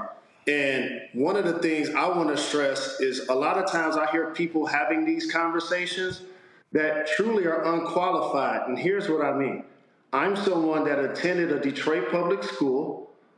I founded a charter school, and I was fortunate enough to put my kids in private school. So I've seen all sides of this. And what has happened is instead of it being about education, this topic has become political in a lot of ways. Now, for the Republicans, since the beginning of time, they've been able to distinguish the quality of someone's education by their zip code, which is why you see so many people since the beginning of time trying to find ways to use a different zip code to put their son or their daughter in a better performing school versus the one that's in their community that's been failing since the beginning of time. And so with that suburban dynamic, they get better policing, better ambulances, better supermarkets, and better care really for their young people, which is why, as you started this segment by saying Trump even went so far to say, defund public schools. Now for the Democrats, here's a different level of politicism that they're dealing with. The teachers union. And what ends up happening is they don't want to do or say anything that's going to upset the apple cart to the donations that they get. And as a founder of a charter school, I respect the value of teachers so much. I think they're the hardest working, underappreciated demographic of people that we have in society that have the most important job. Think about it. They're raising your kids, they're educating your kids, and they still have to have the level of discipline and intellect to carry out their jobs while they're underappreciated in a lot of ways. Now, for the Democrats, it's in a lot of ways about teachers having tenure, and also they're assuming to the people who don't know any better that charter schools are taking students from public schools. Newsflash, my charter school is a public school. My charter school is a nonprofit organization. So there are a lot of things that get peddled to the public where people don't know the basics of what's happening in education. And for someone that opened up a tuition-free, open enrollment, public charter school, that's a 9 through 16 model. Why did I start a 9 through 16 model? Because in the United States, we really fail our young people after 12th grade. Think about your high school experience. Once you graduated, your high school didn't do nothing for you. But however, 2-year college or university, trade school, military, cosmetology, police academy, whatever our young people choose to do after high school, JRLA still provides that secondary support. And you only can get that infrastructure via a charter school. See, here's the thing here, Steve, that when we talk about, and Jason touched on this, how this conversation goes. And you have folks with agendas on both sides. You have, first of all, there are teachers unions who want to see teachers at charter schools unionize. What you also have is and of course, teachers unions are significant supporters of the Democratic Party. That's just a fact. On the flip side is you got a lot of Republicans who would love nothing better to get rid of teachers unions because they hate the fact that they are significant donors of the Democratic Party. And so you got motives. I remember speaking at a school choice conference here in Washington, D.C., and I literally said, why are y'all here? are you here for the kids or are you here for the party? And I said, now, if y'all here for the party, I said, I need y'all to get the hell out. I'm here for the kids. And I said, and then I challenged them, I said, and I literally said to them, and Steve, you might remember when you called me and the white woman in Texas wanted your help for a voucher bill, and you like, listen, I ain't from Texas, but Roland is, and you called me. And the first thing I said to her was, I said, why is your boy all white? Then I asked her, I said, do you know who the charter school leaders are that are black and Latino in Houston, Dallas, San Antonio? She was like, no. I said, oh, so you want me and Steve to come in and get black people to come support the bill? I said, but you don't even know who the black people are in your state. And I was like, y'all gonna lose, and I advise you the next 2 years to go learn who the black people are. That's what we're facing. There are people who want to use black and Latino people as props and not confront the actual education crisis. Let me give you a specific, for instance.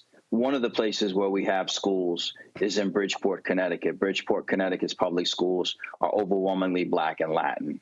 Dare I say over 95% African American and Latin. Yet, almost 90% of the teachers are white. 90%. And of that 90%, over 90% live in the suburbs. The urban education index is a suburban employment scheme. Those folks don't even buy an apple in the hood. They don't even pay for parking in the hood. They're not from our community, and in many cases, they are not for our community. And I struggle to distinguish between the left or the right because neither one of them have come forward with an openness to the kind of honest conversation that actual practitioners like Jalen and I have. We are two people who spent our day today in urban schools. We actually do the work. We are not some hoity-toity college professors who are on high talking about things such as pedagogy. We are not politicians who are simply trying to maintain the status quo of racial segregation. We are out here busting our knuckles on the concrete, creating opportunities for living, breathing Black and Latin children, finding ways to make sure that this 300-year-old system that was designed to ensure that white people continue to maintain control, that is the epitome of white supremacy. The neighborhood public school system is the epitome. It is the driving force behind white supremacy.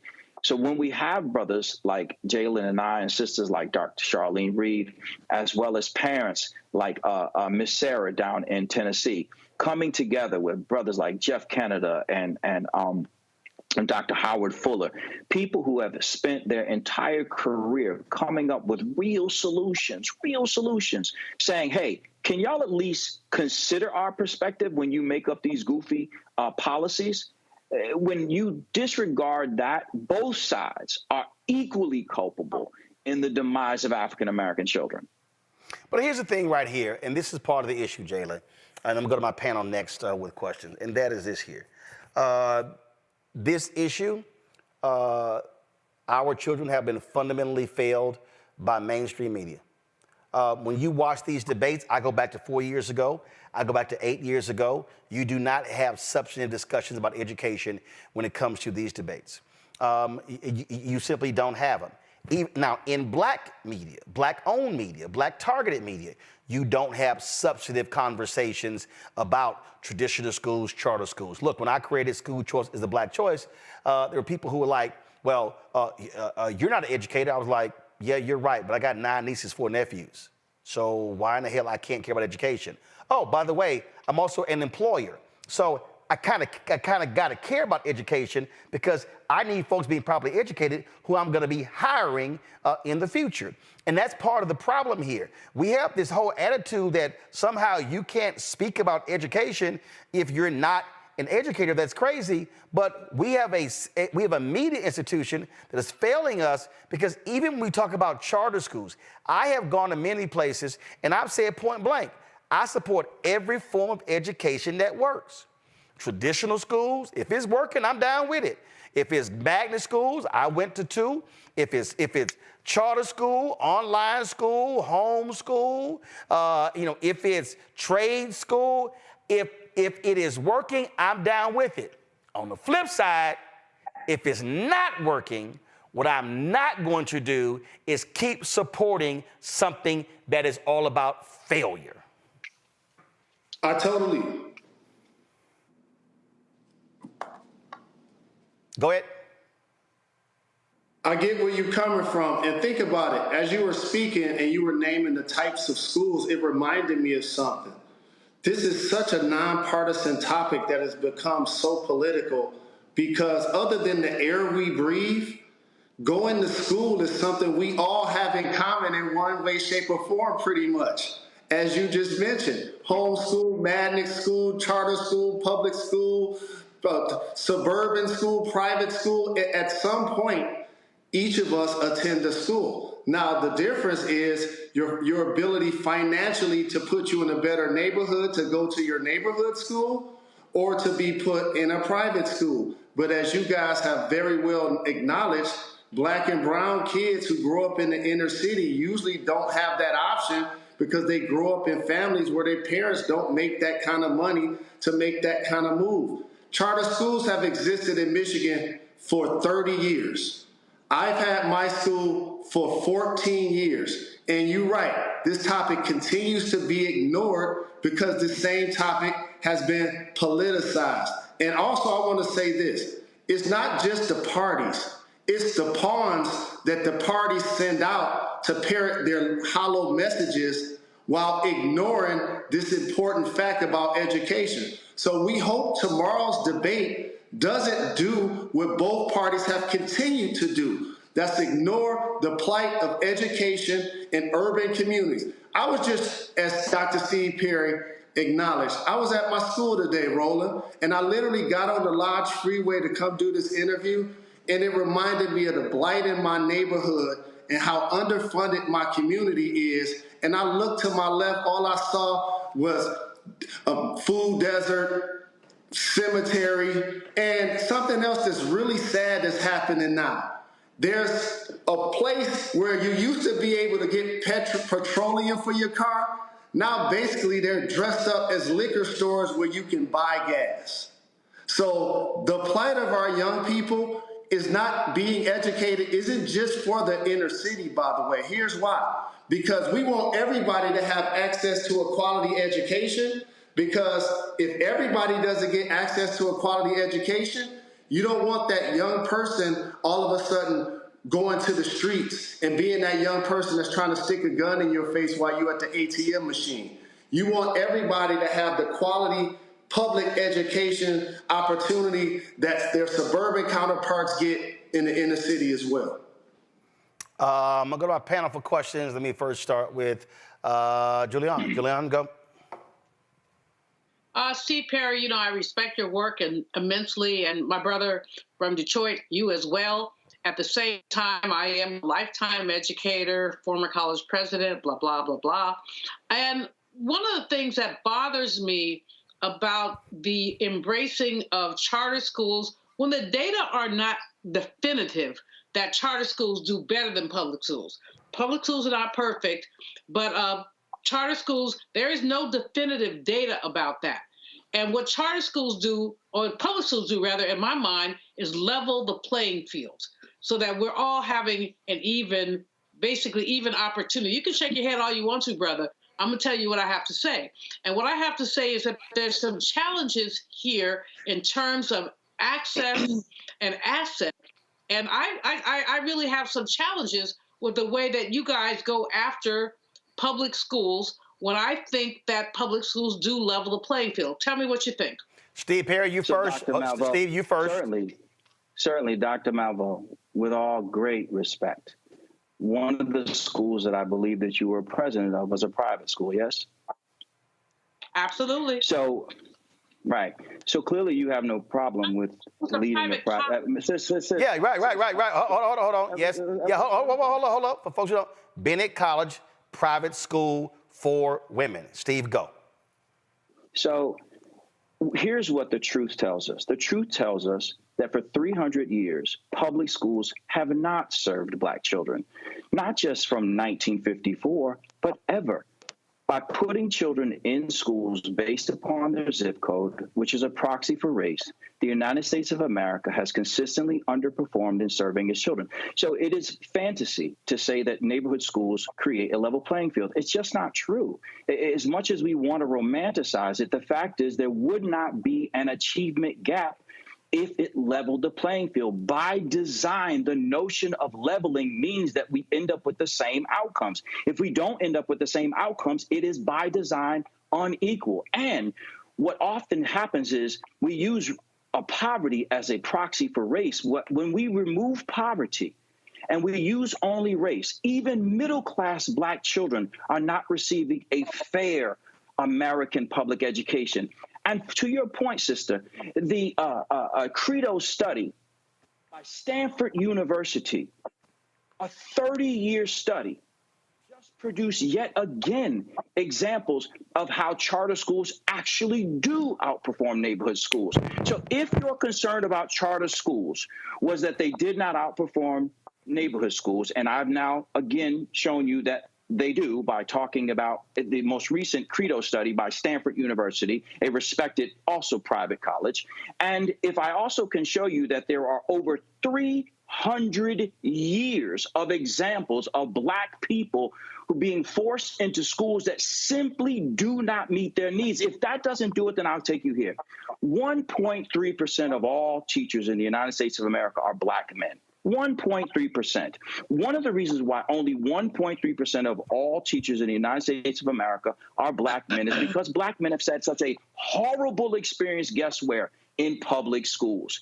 We as a group are the most suspended, expelled, disciplined, most likely to drop out, most easily determined to be special needs, and quite frankly, underserved. So to say that that system, which is the epitome of inherent racism, is leveling the playing field when there's absolutely no evidence of such. None. I'm gonna let Jalen step in here, but I do want to provide this data point right here. Go to my iPad, just so people understand.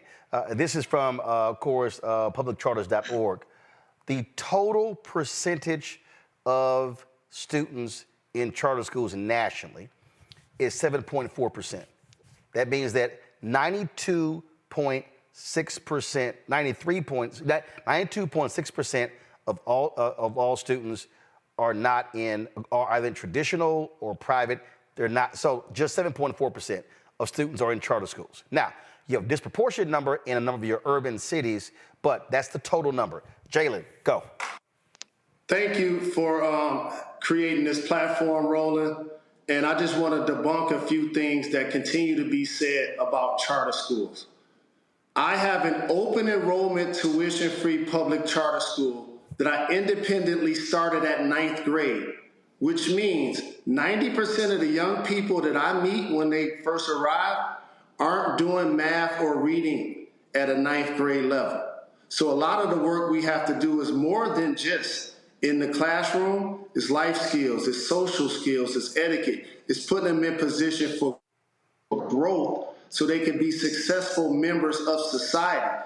What has happened is our young people are now only flagged by their SAT, ACT, and GPA, when it's a lot more than nurturing a young person than just that statistic, than just those statistics. The next thing, when we don't cherry pick students, and you mentioned, I believe, being from Detroit, what up, though? Since you were young, the only two quality schools that people bragged on are still the same ones people are bragging on now. That is Cass Tech and Renaissance. And they do great work with those scholars.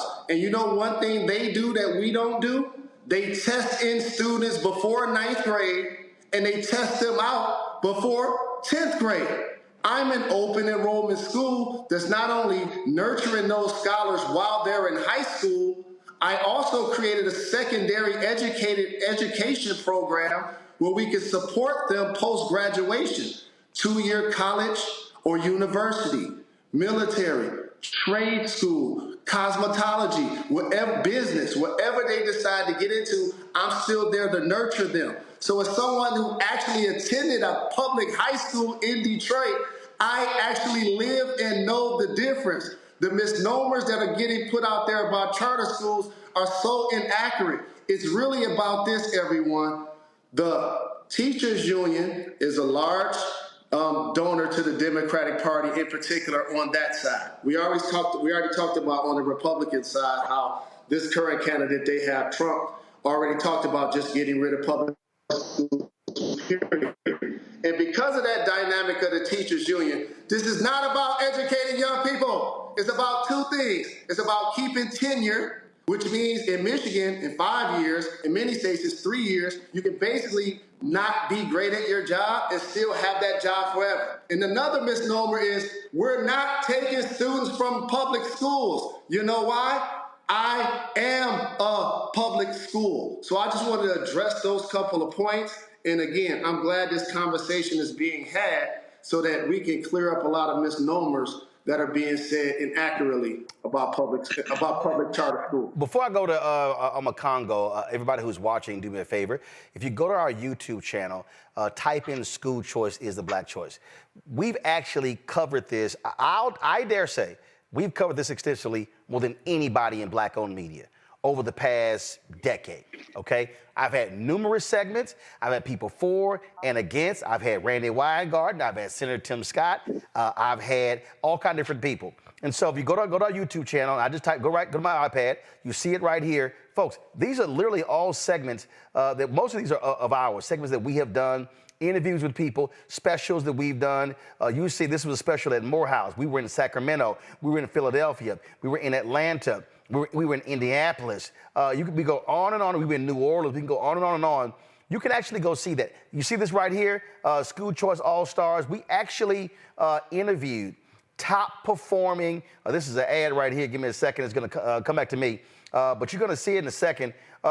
We actually interviewed top performing black charter school operators because we wanted to focus on black people who own and controlled their public charter schools.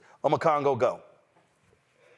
Yes, Mr. Rose, I had a question for you about your 9 to 16 model. I want to know what advice would you give to other charter schools or other public schools, and what's up, Dr. Perry, appreciate all your work as well, who really have that desire to start supporting students after they graduate from high school. Because you're absolutely right. It's after they get that diploma, it's, hey, nice having you. Good luck with everything. What does that model look like? Can you give us some concrete ideas of what that looks like? Absolutely, and thank you for the question. If I was a billionaire, this is something I would coin not only in the city of Detroit, the state of Michigan, but it's something that should carry throughout the country. In a blue-collar town like Detroit, you used to could grow up, parent get a job at the plant. I had parents, my mom worked at Chrysler, uncles worked at GM and Ford, everybody worked at a plant, get a car on the A plan, put your kid in a nice school and put yourself in position to be a working class successful person, even without a high school diploma.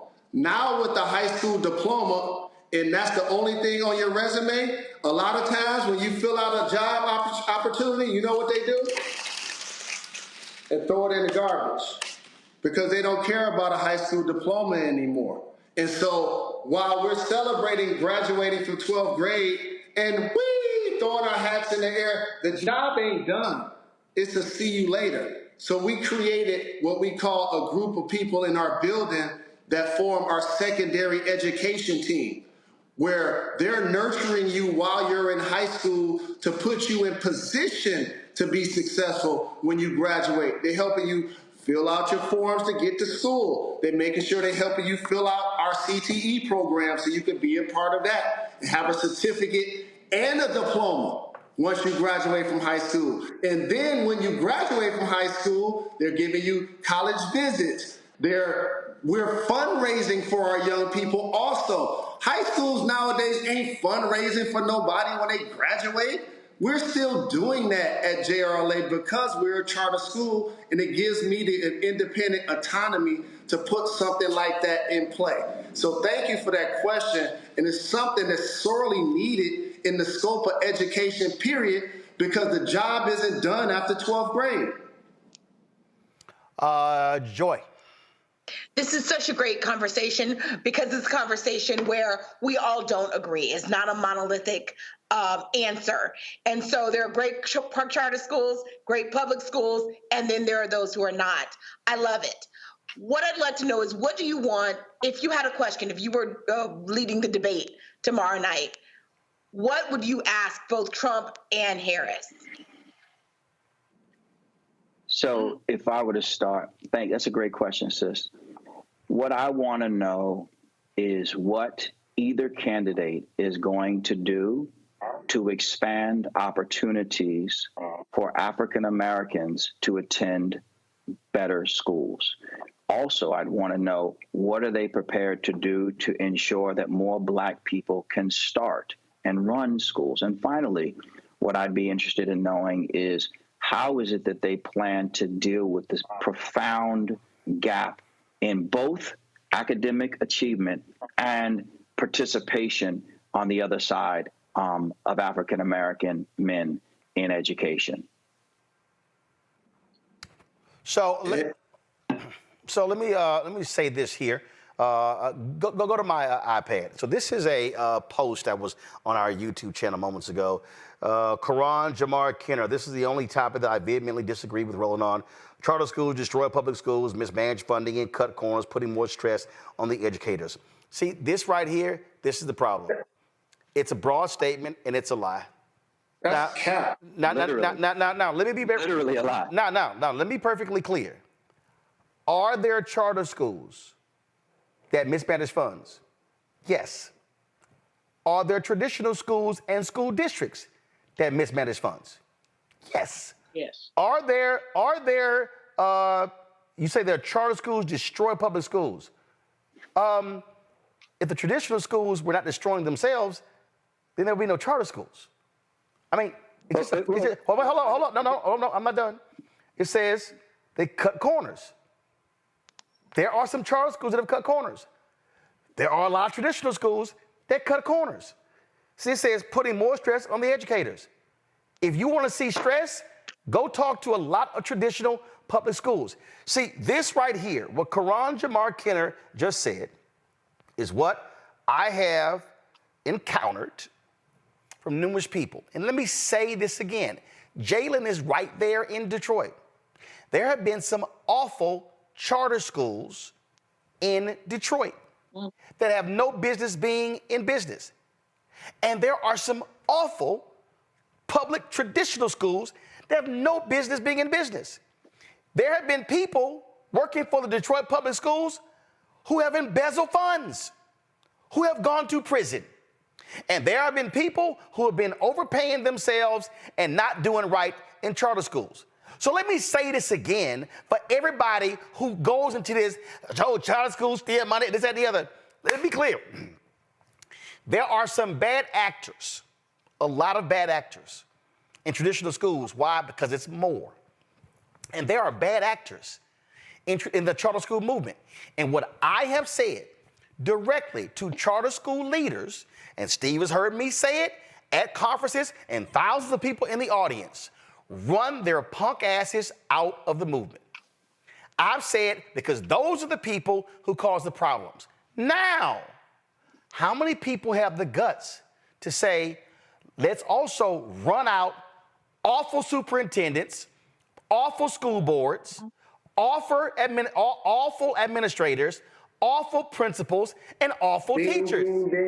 See, people, I remember, oh, God, whose forum? I know we streamed it. It was a forum I moderated. It was in D.C. Reverend Jackson was on the panel. Brandy Weingarten was on the panel. And I literally said, there are some sorry teachers. Some dude said, no, it's not. I said, your ass lying. Matter of fact, I said, you know what show I'm lying? I said, all the teachers in the room, raise your hand. And hands went up. I then said, how many of y'all teachers in the room know y'all work with some sorry teachers?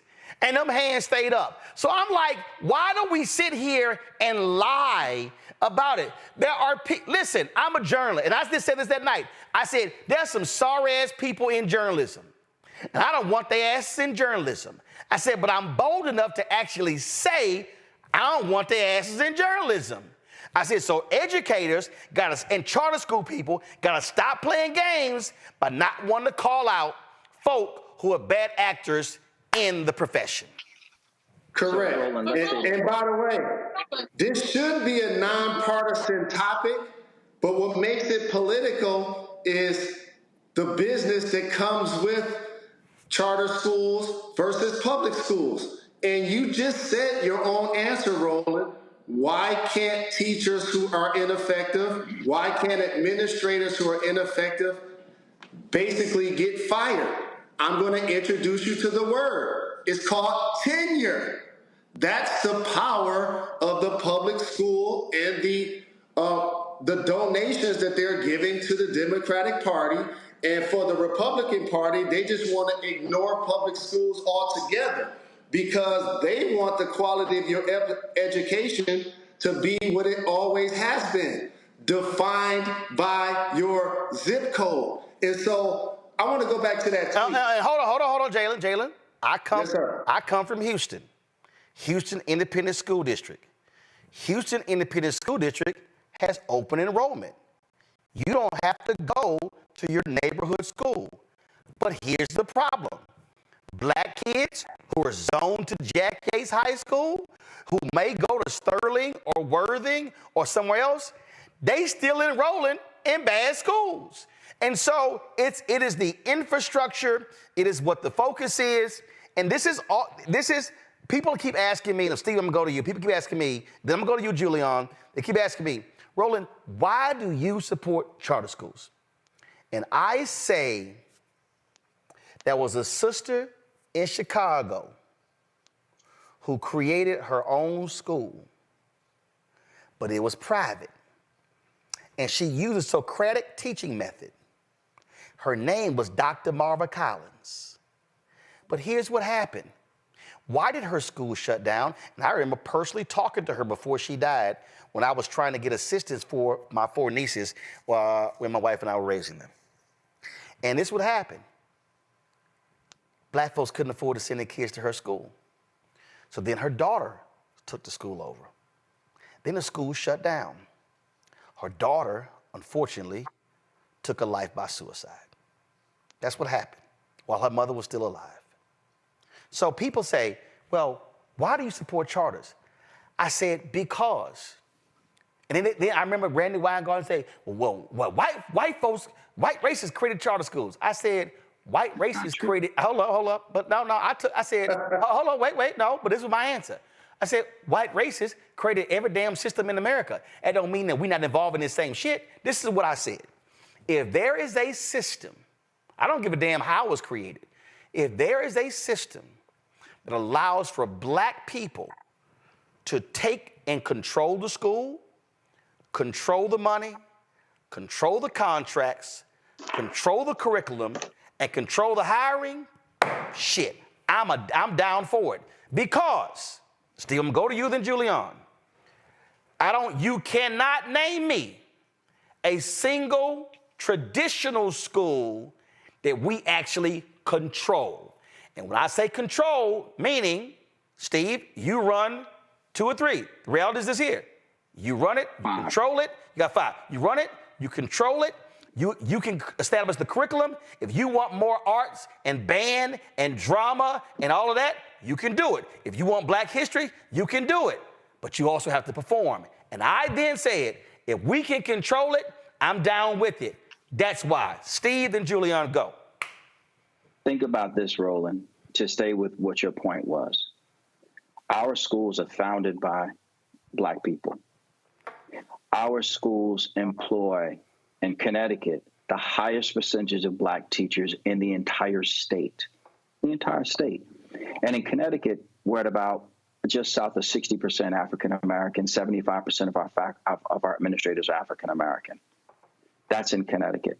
But in New York, over 85% of our faculty are black. And 100% of our administrators are black. We have schools founded by us, for us, in our own communities. We are our ancestors' wildest dreams. We are the public. We have every right to every public dollar that everyone else does, and I dare say more so, because those people who have had complete control of the dollars have made sure that there are 2 and 3 times as many white kids who can read at or above grade level than black children. Also, it's important to understand, to your point, Roland, it's not just about hiring black faculty. It's not just about determining what our curriculum is. We can hire black contractors and Latin contractors. We get to do what we wish to do. This is the epitome of liberation. This is the goal. Dr. Martin Luther King said American public schools do not know what to teach or how to teach. He also went on to say that what should happen is we should create educational parks. But I want to end this part here. One of the great misnomers in the conversation around education is we're not talking about black children in particular. What I mean by that is if you go to any cookout or any gathering of African Americans, one of the things that you're going to find are those parents who've had to go down to the school to make sure that their son was treated right, go down to the school to make sure that their daughter was allowed to get in an AP or honors class, go down to that's not the way schools work.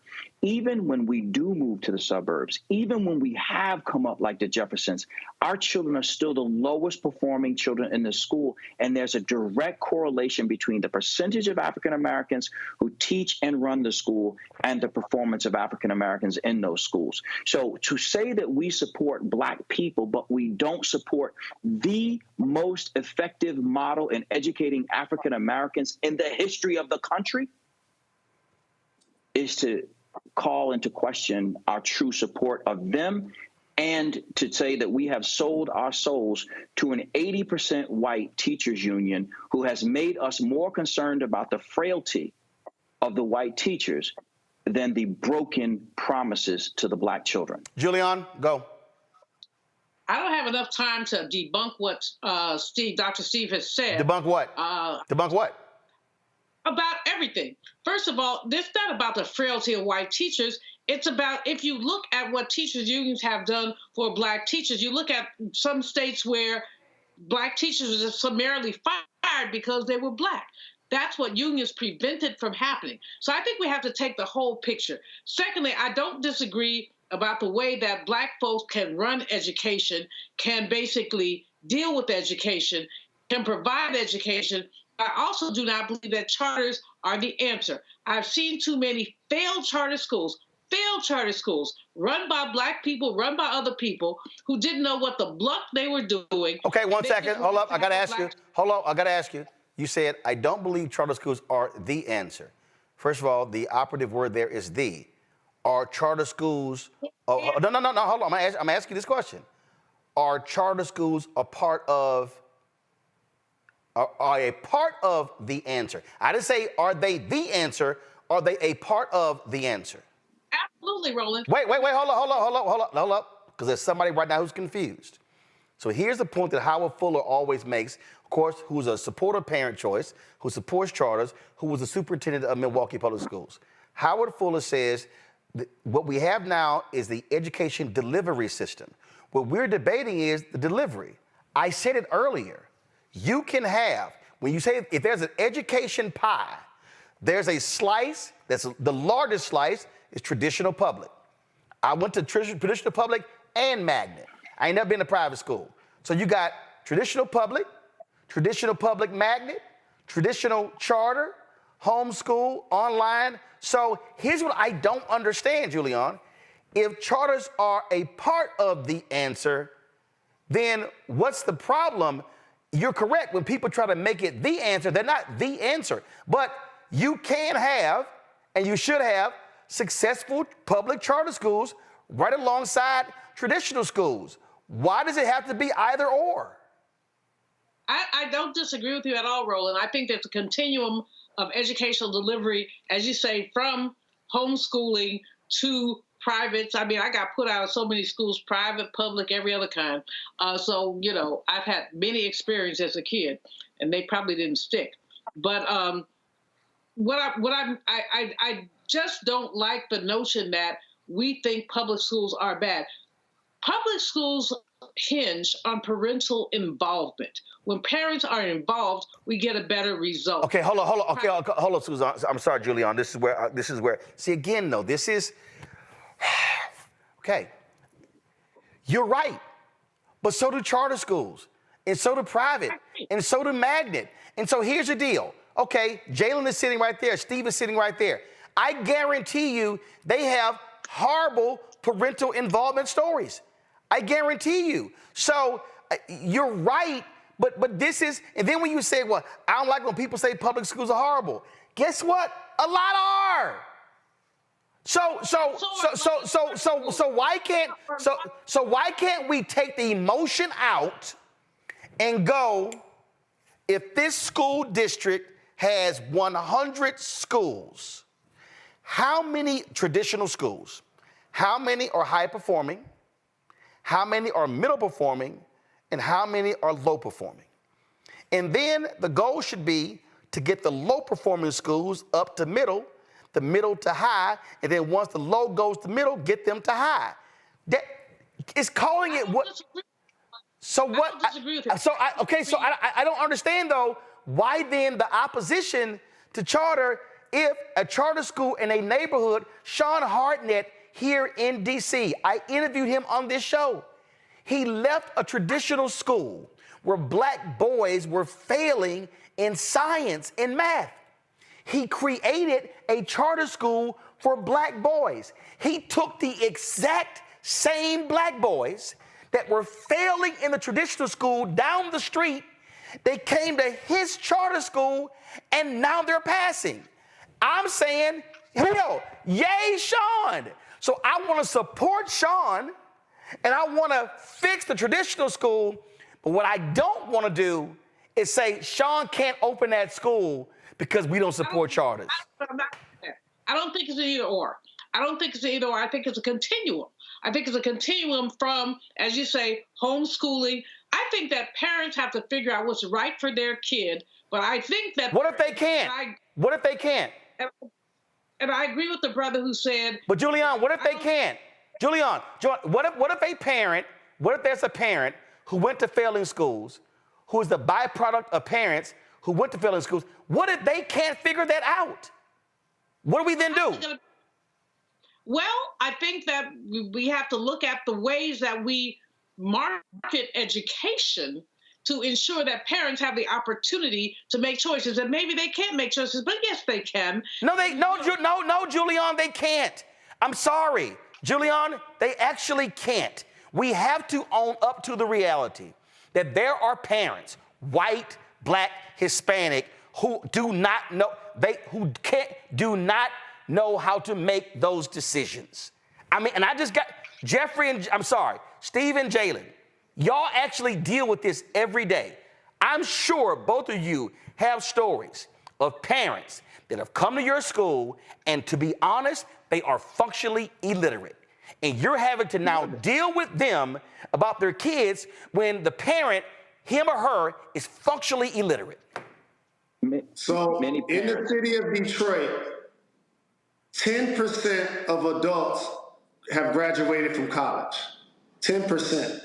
So that means usually the young person that graduates from 12th grade is the first person from their family, their block, their neighborhood to actually go to college. So they need that support. And a few things that keep getting said about charter schools I want to debunk. Number one, market to make choice. That's exactly what we're doing, but we're doing it for charter schools. How about this? Too many failed charter schools. Yes, they're failed charter schools, but it's been failed traditional public schools since the beginning of time, eons of them. That's what made charter schools become an option in Michigan the last 30 years. Also, parental involvement. Yes, you have those parents who aren't as involved as you want them to be, but you know one of the things I'm able to create with the charter school, an intimate family destination for our young people where we can get to know the parents, we can get to know the families, we can get to know the students intimately inside and outside of the building, so therefore we can nurture them as young people. And also, when you're the founder of a charter school, which is why I'll probably be the last former athlete to even be in position to do something like this, because the mountain of paperwork is so high and the bureaucracy is so large, you get 0 state funding for your facility. 0 state funding for your facility. So we call it bridging the education gap. We're talking about public education, Roland. The young person in the inner city of Detroit should get the same funds that the suburban young person is getting in Birmingham. When that's not happening, that creates an education gap that we try to close via these charter schools. And one other point, because we talked about serving our people. Our school is founded by 2 black men, Jalen Rose and Michael Carter. It's run by a black woman, Jasmine Allen. Our students are 100% black in the neighborhood that I grew up in. And it's almost like sports and HBCUs. The reason why athletes, for example, don't go to HBCUs is because those schools are underfunded and they don't have the facilities as the traditional white schools. And also, did everybody know that majority of HBCUs were actually founded by white people? Steve, go ahead. So hold on one second. Steve and Julian. Steve, go ahead. So it's super important to lean on data. When the romanticization of our experiences in traditional schools fades and we start talking in facts, what we see is just last year, according to Blacks in Higher Education, only 19% of African Americans, test takers who took the ACT, were deemed as college ready. Only 19%. That means 81% of all black children who graduated from high school last year were not deemed college ready. By contrast, 53% of white children were deemed college ready. Again, to your point, Roland, most children go to public schools, neighborhood public schools. So they are the culprits here. They have the majority of the children, so you have to put the responsibility where it is due. Why is that the case? The overwhelming majority of teachers in traditional schools are white. The overwhelming majority of the expectations that are driven by children who look like their children, their family members, and them. That means that when people who work in schools are making the determination as to which courses they're going to put children in, when they're going to determine who deserves an AP class, who deserves an honors class, the people who they say deserve those are the ones who remind them of themselves. When they are looking to identify a child as having special needs or being violent or needing to be suspended, expelled, or in any way disciplined, it is the child who looks the least like them, the one who they have the lowest expectations for. And that is not just when we're looking at poverty. That's when we're looking at black as black as black. And to continue to send our children into a system that is the root, that is the front of the school to prison pipeline is a bizarre romanticization of the system. If we wanted to look at it differently, we could go to, to Exodus and recognize that even then, after Moses, with the word from God on high, said, y'all got to come up out of these circumstances, there were people who said, nah, we going back. We going back. So long has been the story of African Americans who want to go back into the failed system because it is what we're most comfortable with. But those of us who know better and quite frankly have experienced better must be held to account to ensure that no one ever goes back into a system that is literally systematically crushing babies. I'll finish here. 18% of all children in kindergarten are black.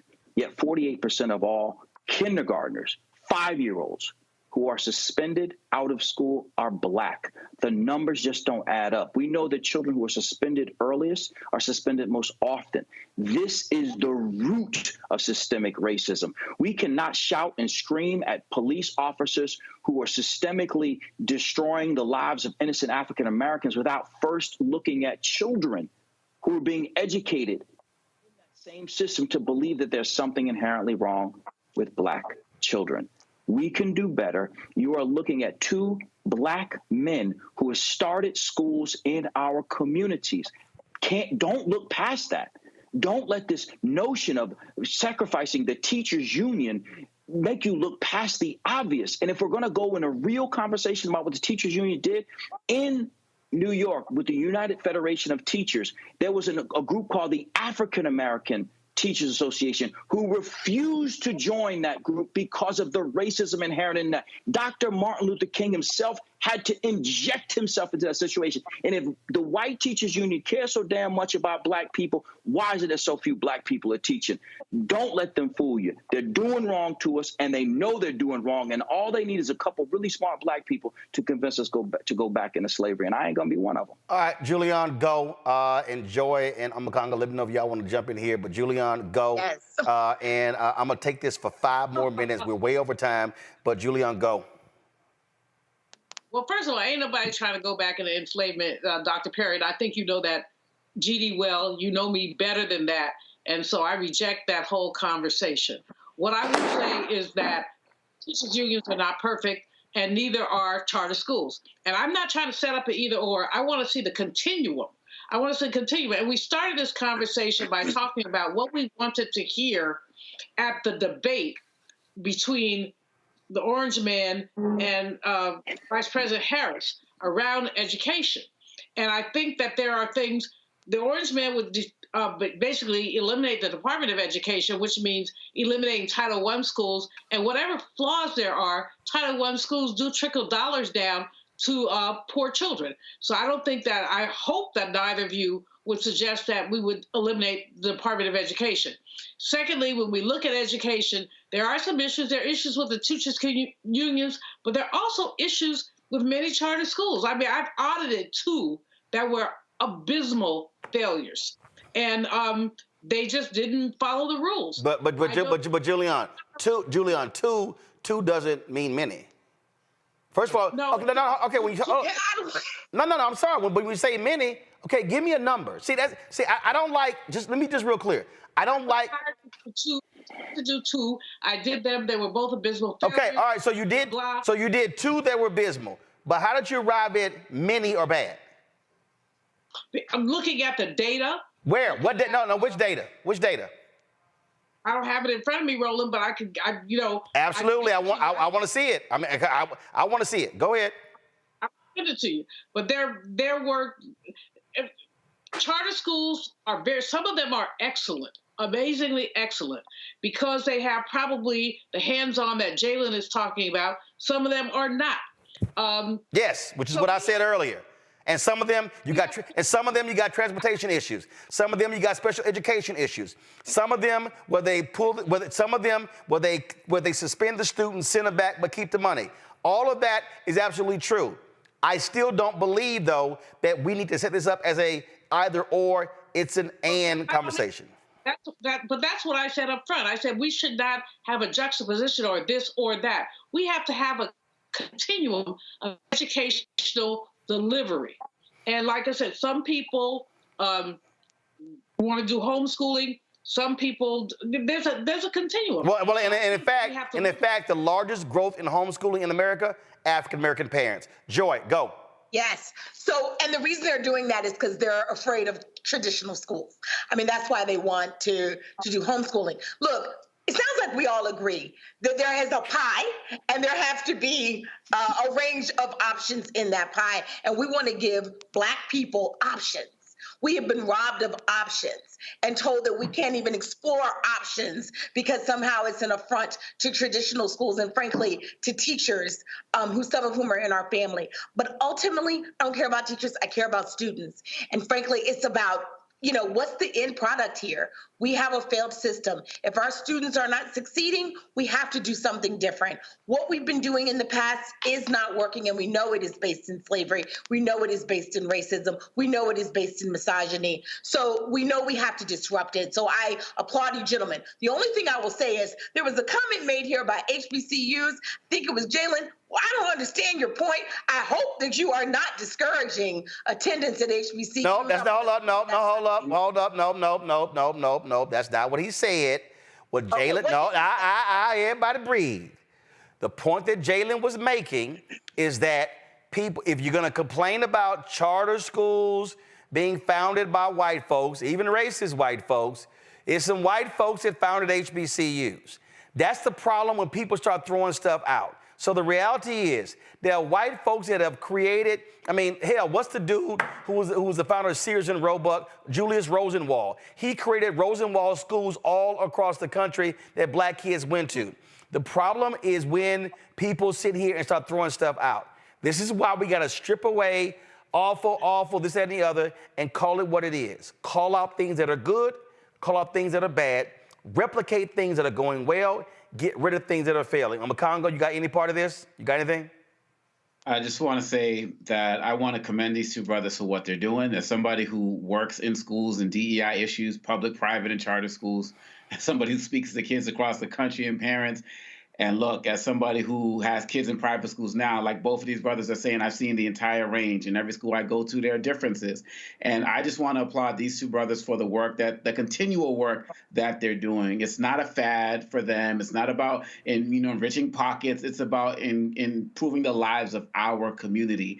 And before all of the headlines, these brothers have been about it. And so we can have all these conversations we need. But it's like Dr. Malvo said about the continuum, like Dr. Perry said, like Mr. Rose said, the continuum, like you've been doing all of these years, Roland Martin, with school choice as a black choice. We're trying to create the systems that work best for our children. So let's continue to have the conversation, celebrate our wins, and continue how we can work to build a community where our kids can be celebrated and not tolerated. So we'll see if tomorrow education, and specifically charters and school choice and whatever becomes an issue in the debate. We'll see if it gets asked. We'll see if it gets answered. Jaylene Rose, Dr. Steve Perry, we appreciate y'all joining us on the show. Thank you so very much. Thank you so much. Folks, real quick, let me get this here. Racist Republicans, what they are doing, folks, in Springfield, Ohio is shameful. Joy, Julian, and Omakongo, I don't know if y'all saw this. Y'all roll this video of this idiot JD Vance. Y'all have the video where he is promoting this racist lie that Haitian immigrants are eating pets and causing mayhem in Springfield. Is it Springfield, Ohio? Yeah, okay, roll this. Chairman Brown, I'd like to ask unanimous consent to submit a letter for the record from the city of Springfield and our state, the southwestern part of our state, which I think highlights a very real example of this particular concern, straight from the horse's mouth itself. Now, this letter, I want to quote from it. Springfield has seen a surge in population through immigration that has significantly impacted our ability as a community to produce enough housing opportunities for all. Springfield's Haitian population has increased 15 to 20,000 over the last 4 years in a community of under 60,000 previous residents, putting a significant strain on our resources and ability to provide ample housing for all of our residents. And end quote there. And Mike. Without objection, so. Thank you. In my conversations with folks in Springfield, it's not just housing. They're trying to build 5,000 new housing units, which is a very Herculean task in a town of about 55,000 people. But it's also hospital services, it's school services, there are a whole host of ways in which this immigration problem, I think, is having very real human consequences. I wonder if it was 5,000 people from Sweden or Denmark, he would be complaining. I wonder if he was complaining if it was 5,000 white people or 20,000, whatever the number of Haitians he talked about. But this is what he put on Twitter. He actually posted this nonsense that people in Springfield, Ohio, having their pets being abducted and eaten by people who shouldn't be in this country. This is literally, let me show y'all the tweet. This is the crap that these racists have been sending around all over the country. Give me one second. Okay, first I'll pull the tweet up. So y'all pull the tweet up. So this is the tweet right here. And the Springfield Police Division issued a statement saying they're aware of the rumors. Go to my iPad. They had no information to support them. In response to recent rumors alleging criminal activity by the immigrant population in our city, we wish to clarify that there have been no credible reports or specific claims of pets being harmed, injured, or abused by individuals within the immigrant community. And additionally, there have been no verified instances of immigrants engaging in illegal activities such as squatting or littering in front of residents' homes. Furthermore, no reports have been made regarding members of the immigrant community deliberately disrupting traffic. Now, watch this. After NBC asked the Vance campaign about the lack of evidence for his claim, a spokesperson said that the center had received, quote, a high volume of calls and emails over the past several weeks from concerned citizens in Springfield, and that is, quote, his tweet is based on what he is hearing from them. Yeah, if they're being fed bullshit conspiracies, yeah, they're going to call you, dumbass. And then, of course, me, being a native Texan, I got one of the dumbest damn senators in all of the United States. So Ted Dumbass Cruz, he sat here and put out yet idiots like Charlie Kirk posting this crap, Jim Jordan, others. And so here's dumbass Ted Cruz. Please vote for Trump so Haitian immigrants don't eat us. He wrote this on Twitter as a caption of a photo of cats. This, Joy, is what these racist MAGA Republicans are doing. Then they're sitting here maligning Haitian immigrants because they don't want black people in Springfield, Ohio. That is correct. They are racist. If you are a Haitian citizen, please listen to this. Do not vote for these people. We know that there have been departures with the Democratic Party and concerns that I'm speaking specifically of the Haitian population in Florida. Please do not vote for Republicans. They do not respect you. They will at any moment turn on you, make up lies about you, and then spread them from state to state. Do not vote for these people. And if you are Donald Trump, my God, what a terrible, weird choice you made in JD Vance. He is the gift that keeps on giving to the Harris and Walz campaign. I cannot wait for the vice presidential debate. He's just plain weird. Look at this crap here, Omakongo. Go to my iPad. Vance also asserted without evidence that the Haitian population in question is made up of illegal immigrants. A Springfield City website says, not true. Haitian immigrants are here legally under the Immigration Parole Program, referring to a federal humanitarian program for migrants. These people are racist. I guarantee you, Omakongo, if these were 20,000 white immigrants, there will be no complaints whatsoever.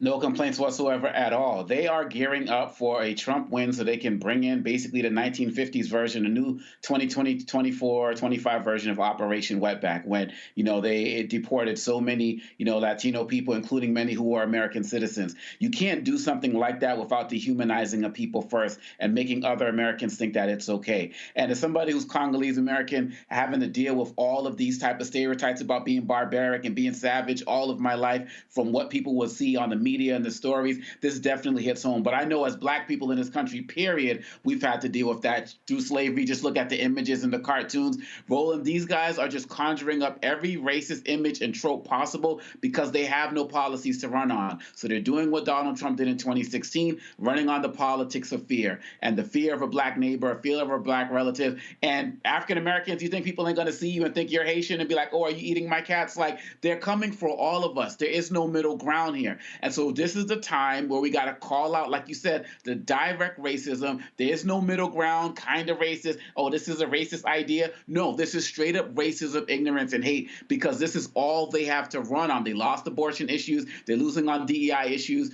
because people are against that as well. So they're turning to hate and ignorance. And who is the number one target of hate crimes in this country, of ignorance and hate? It's always been black people, regardless of what happens with 9/11, regardless of what happens with Israel, Gaza, everything. We are always number one. So we got to get ready and we got to make sure that we're prepared because they're going to keep putting the target on our back because they got nothing else to go on. And Julian, remember in the spring, oh my God, go to my iPad. There's going to be armed Haitians storming the beaches of Florida. And Ron DeSantis was putting cops on alert. Oh, my God, what's going down? Unrest in Haiti. Matt Gaetz and others asking Department of Homeland Security. They're going to be storming our beaches. Never happened. They were using black people they were weaponizing black people. That's what they were doing. They were sitting here, oh, my God, the Negroes are coming. The Negroes are coming. We can't have it. And so all y'all immigrants, y'all black immigrants, you African immigrants, you Jamaican immigrants, you Haitian immigrants, you Bermuda immigrants, All y'all black immigrants who I see a lot of y'all talking about Donald Trump, that man don't give a shit about y'all. And this is what these white conservative Republicans do. They can't stand you. Julianne, go. I have to take this extraordinarily personally. My maternal grandfather was Haitian. I don't often identify as Haitian American, but I am. How do you distinguish a Haitian American from a Black American? I mean, we all kind of look like we all come from... Ask ADOS and FBA, because they damn sure do, but go ahead. Well, that's their problem. And don't get me started on that subject. Go ahead. But in any case, the point is that there is enormous disinformation that people have to dig down into and say, what's the truth here? What's a lie? We know that no armed Haitians were coming here. Give me a blah, blah, blah break. We know that Haitian Americans are Americans, as are Jamaican Americans, everybody you ran down. What we have to deal with here is the way that the former president has weaponized otherness, has weaponized it in so many ways that are both subtle and unsubtle. And we have to do is fight back on that. Joy is absolutely right to say, y'all, you like the man, that former man, because he's an entrepreneur and you're entrepreneurial. BS, BS, BS. What we have to do is say there are values that we hold on to. And among those values are humanism. And this crap that keeps coming down is not humane, but it's used to divide us, and too many people are going along with it. Like I said, I think about Papa Jimmy. That was my maternal grandfather who came here from Haiti on a boat back in the day. Came to New Orleans, married my grandmother, whatever. Didn't stick, but that's another story. But I think about him often, especially when I hear this anti-immigrant crap, because we're all immigrants. If you look at the triangular trade, maybe the boat stopped in Jamaica, maybe it stopped in Columbia, South Carolina, maybe it stopped someplace else. But we're connected, and so we can allow people to divide us behind this bullshit. Well, listen, folks just need to simply understand what they're doing. They're going to keep doing what they're doing. It's no shock to us at all. And also, real quick, to all the people out there who were sitting here, including some of y'all celebrities, who kept hollering about, oh, the Asians got a crime bill. We ain't had nothing for us. The Department of Justice today announced the arrest of a terrorist organization of white supremacists who were targeting a number of federal officials and others. California federal prosecutors unsealed an indictment charging 2 people with leading an online group of white supremacists that maintain a list of high-profile targets to assassinate and urging group members to commit hate crimes. A 37-page indictment filed in the U.S. District Court for the Eastern District of California alleges that Dallas Aaron Humber and Matthew Robert Allison led the group known as Telegram, a network of channels, group chats, and users on the app Telegram that promote white supremacist accelerationism. Humber and Allison face 15 federal charges, including 3 counts of soliciting the murder of a federal official, 4 counts of soliciting hate crimes, and 1 count of conspiring to provide material support for terrorists. Humber is from Elk Grove, California. Allison is from Boise, Ohio. So for all the folks who were like, what's going on? Well, there you go. Also, folks, today in Memphis, jury selection began in the federal trial of 3 former Memphis police officers charged with violating the civil rights of Tyre Nichols, the 29-year-old black man whose fatal beating was caught on police cameras, triggering protests and calls for police reform. Tadarius Bean, Demetrius Haley, and Justin Smith have all pled not guilty to charges that they deprived Nichols of his rights through excessive force and failure to intervene and obstructed justice through witness tampering. Nichols was pulled over in January 2023 and ran from police after he was yanked out of his car. Police videos showed officers viciously attacking Nichols when they got him out of the vehicle. Jurors will be selected from a pool of about 200 people. The trial is expected to last 3 to 4 weeks. All right, folks, don't forget tomorrow right here on the Black Star Network, we are going to have a beginning at 7 p.m. We're not going to be live at 6 p.m.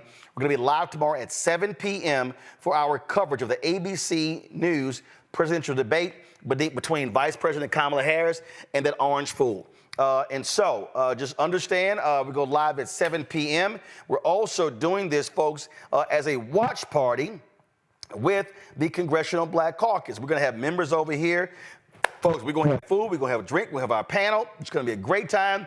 It is going to be lit. And I can tell you right now, folks, this will be the blackest debate show anywhere. We will have a number of our analysts. We're going to have folks on. We're going to have people on via Skype. You name it, we're going to be doing this thing. And so we just want y'all to understand, if y'all are looking for the best coverage, I call it the best seasoned chicken you can find, you might want to come here. Y'all, you know MSNBC, CNN, Fox News, ABC, NBC, CBS, they ain't going to do it the way we do it. So y'all need to be sharing with your friends. Tell everybody to come here to the Black Star Network, because we're going to bring the funk as we know how to do it. Julian, Amakongo, Joe, I appreciate y'all being on today's show. Thank you so very much. Thanks for being with us.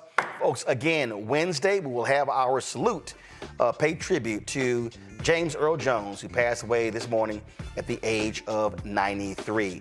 Don't forget to support the work that we do here at the Black Star Network. Folks, ain't nobody else in Black-owned media doing what we're doing. Nobody.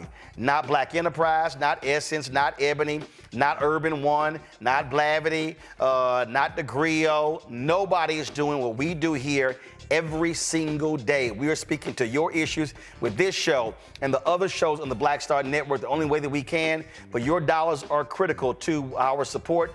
I'm fighting this, and I sent an email today to 5 ad agencies who have been ignoring us. I got back, they don't buy news, but I keep seeing all these ads show up on Fox News, CNN, and MSNBC, even their opinion shows.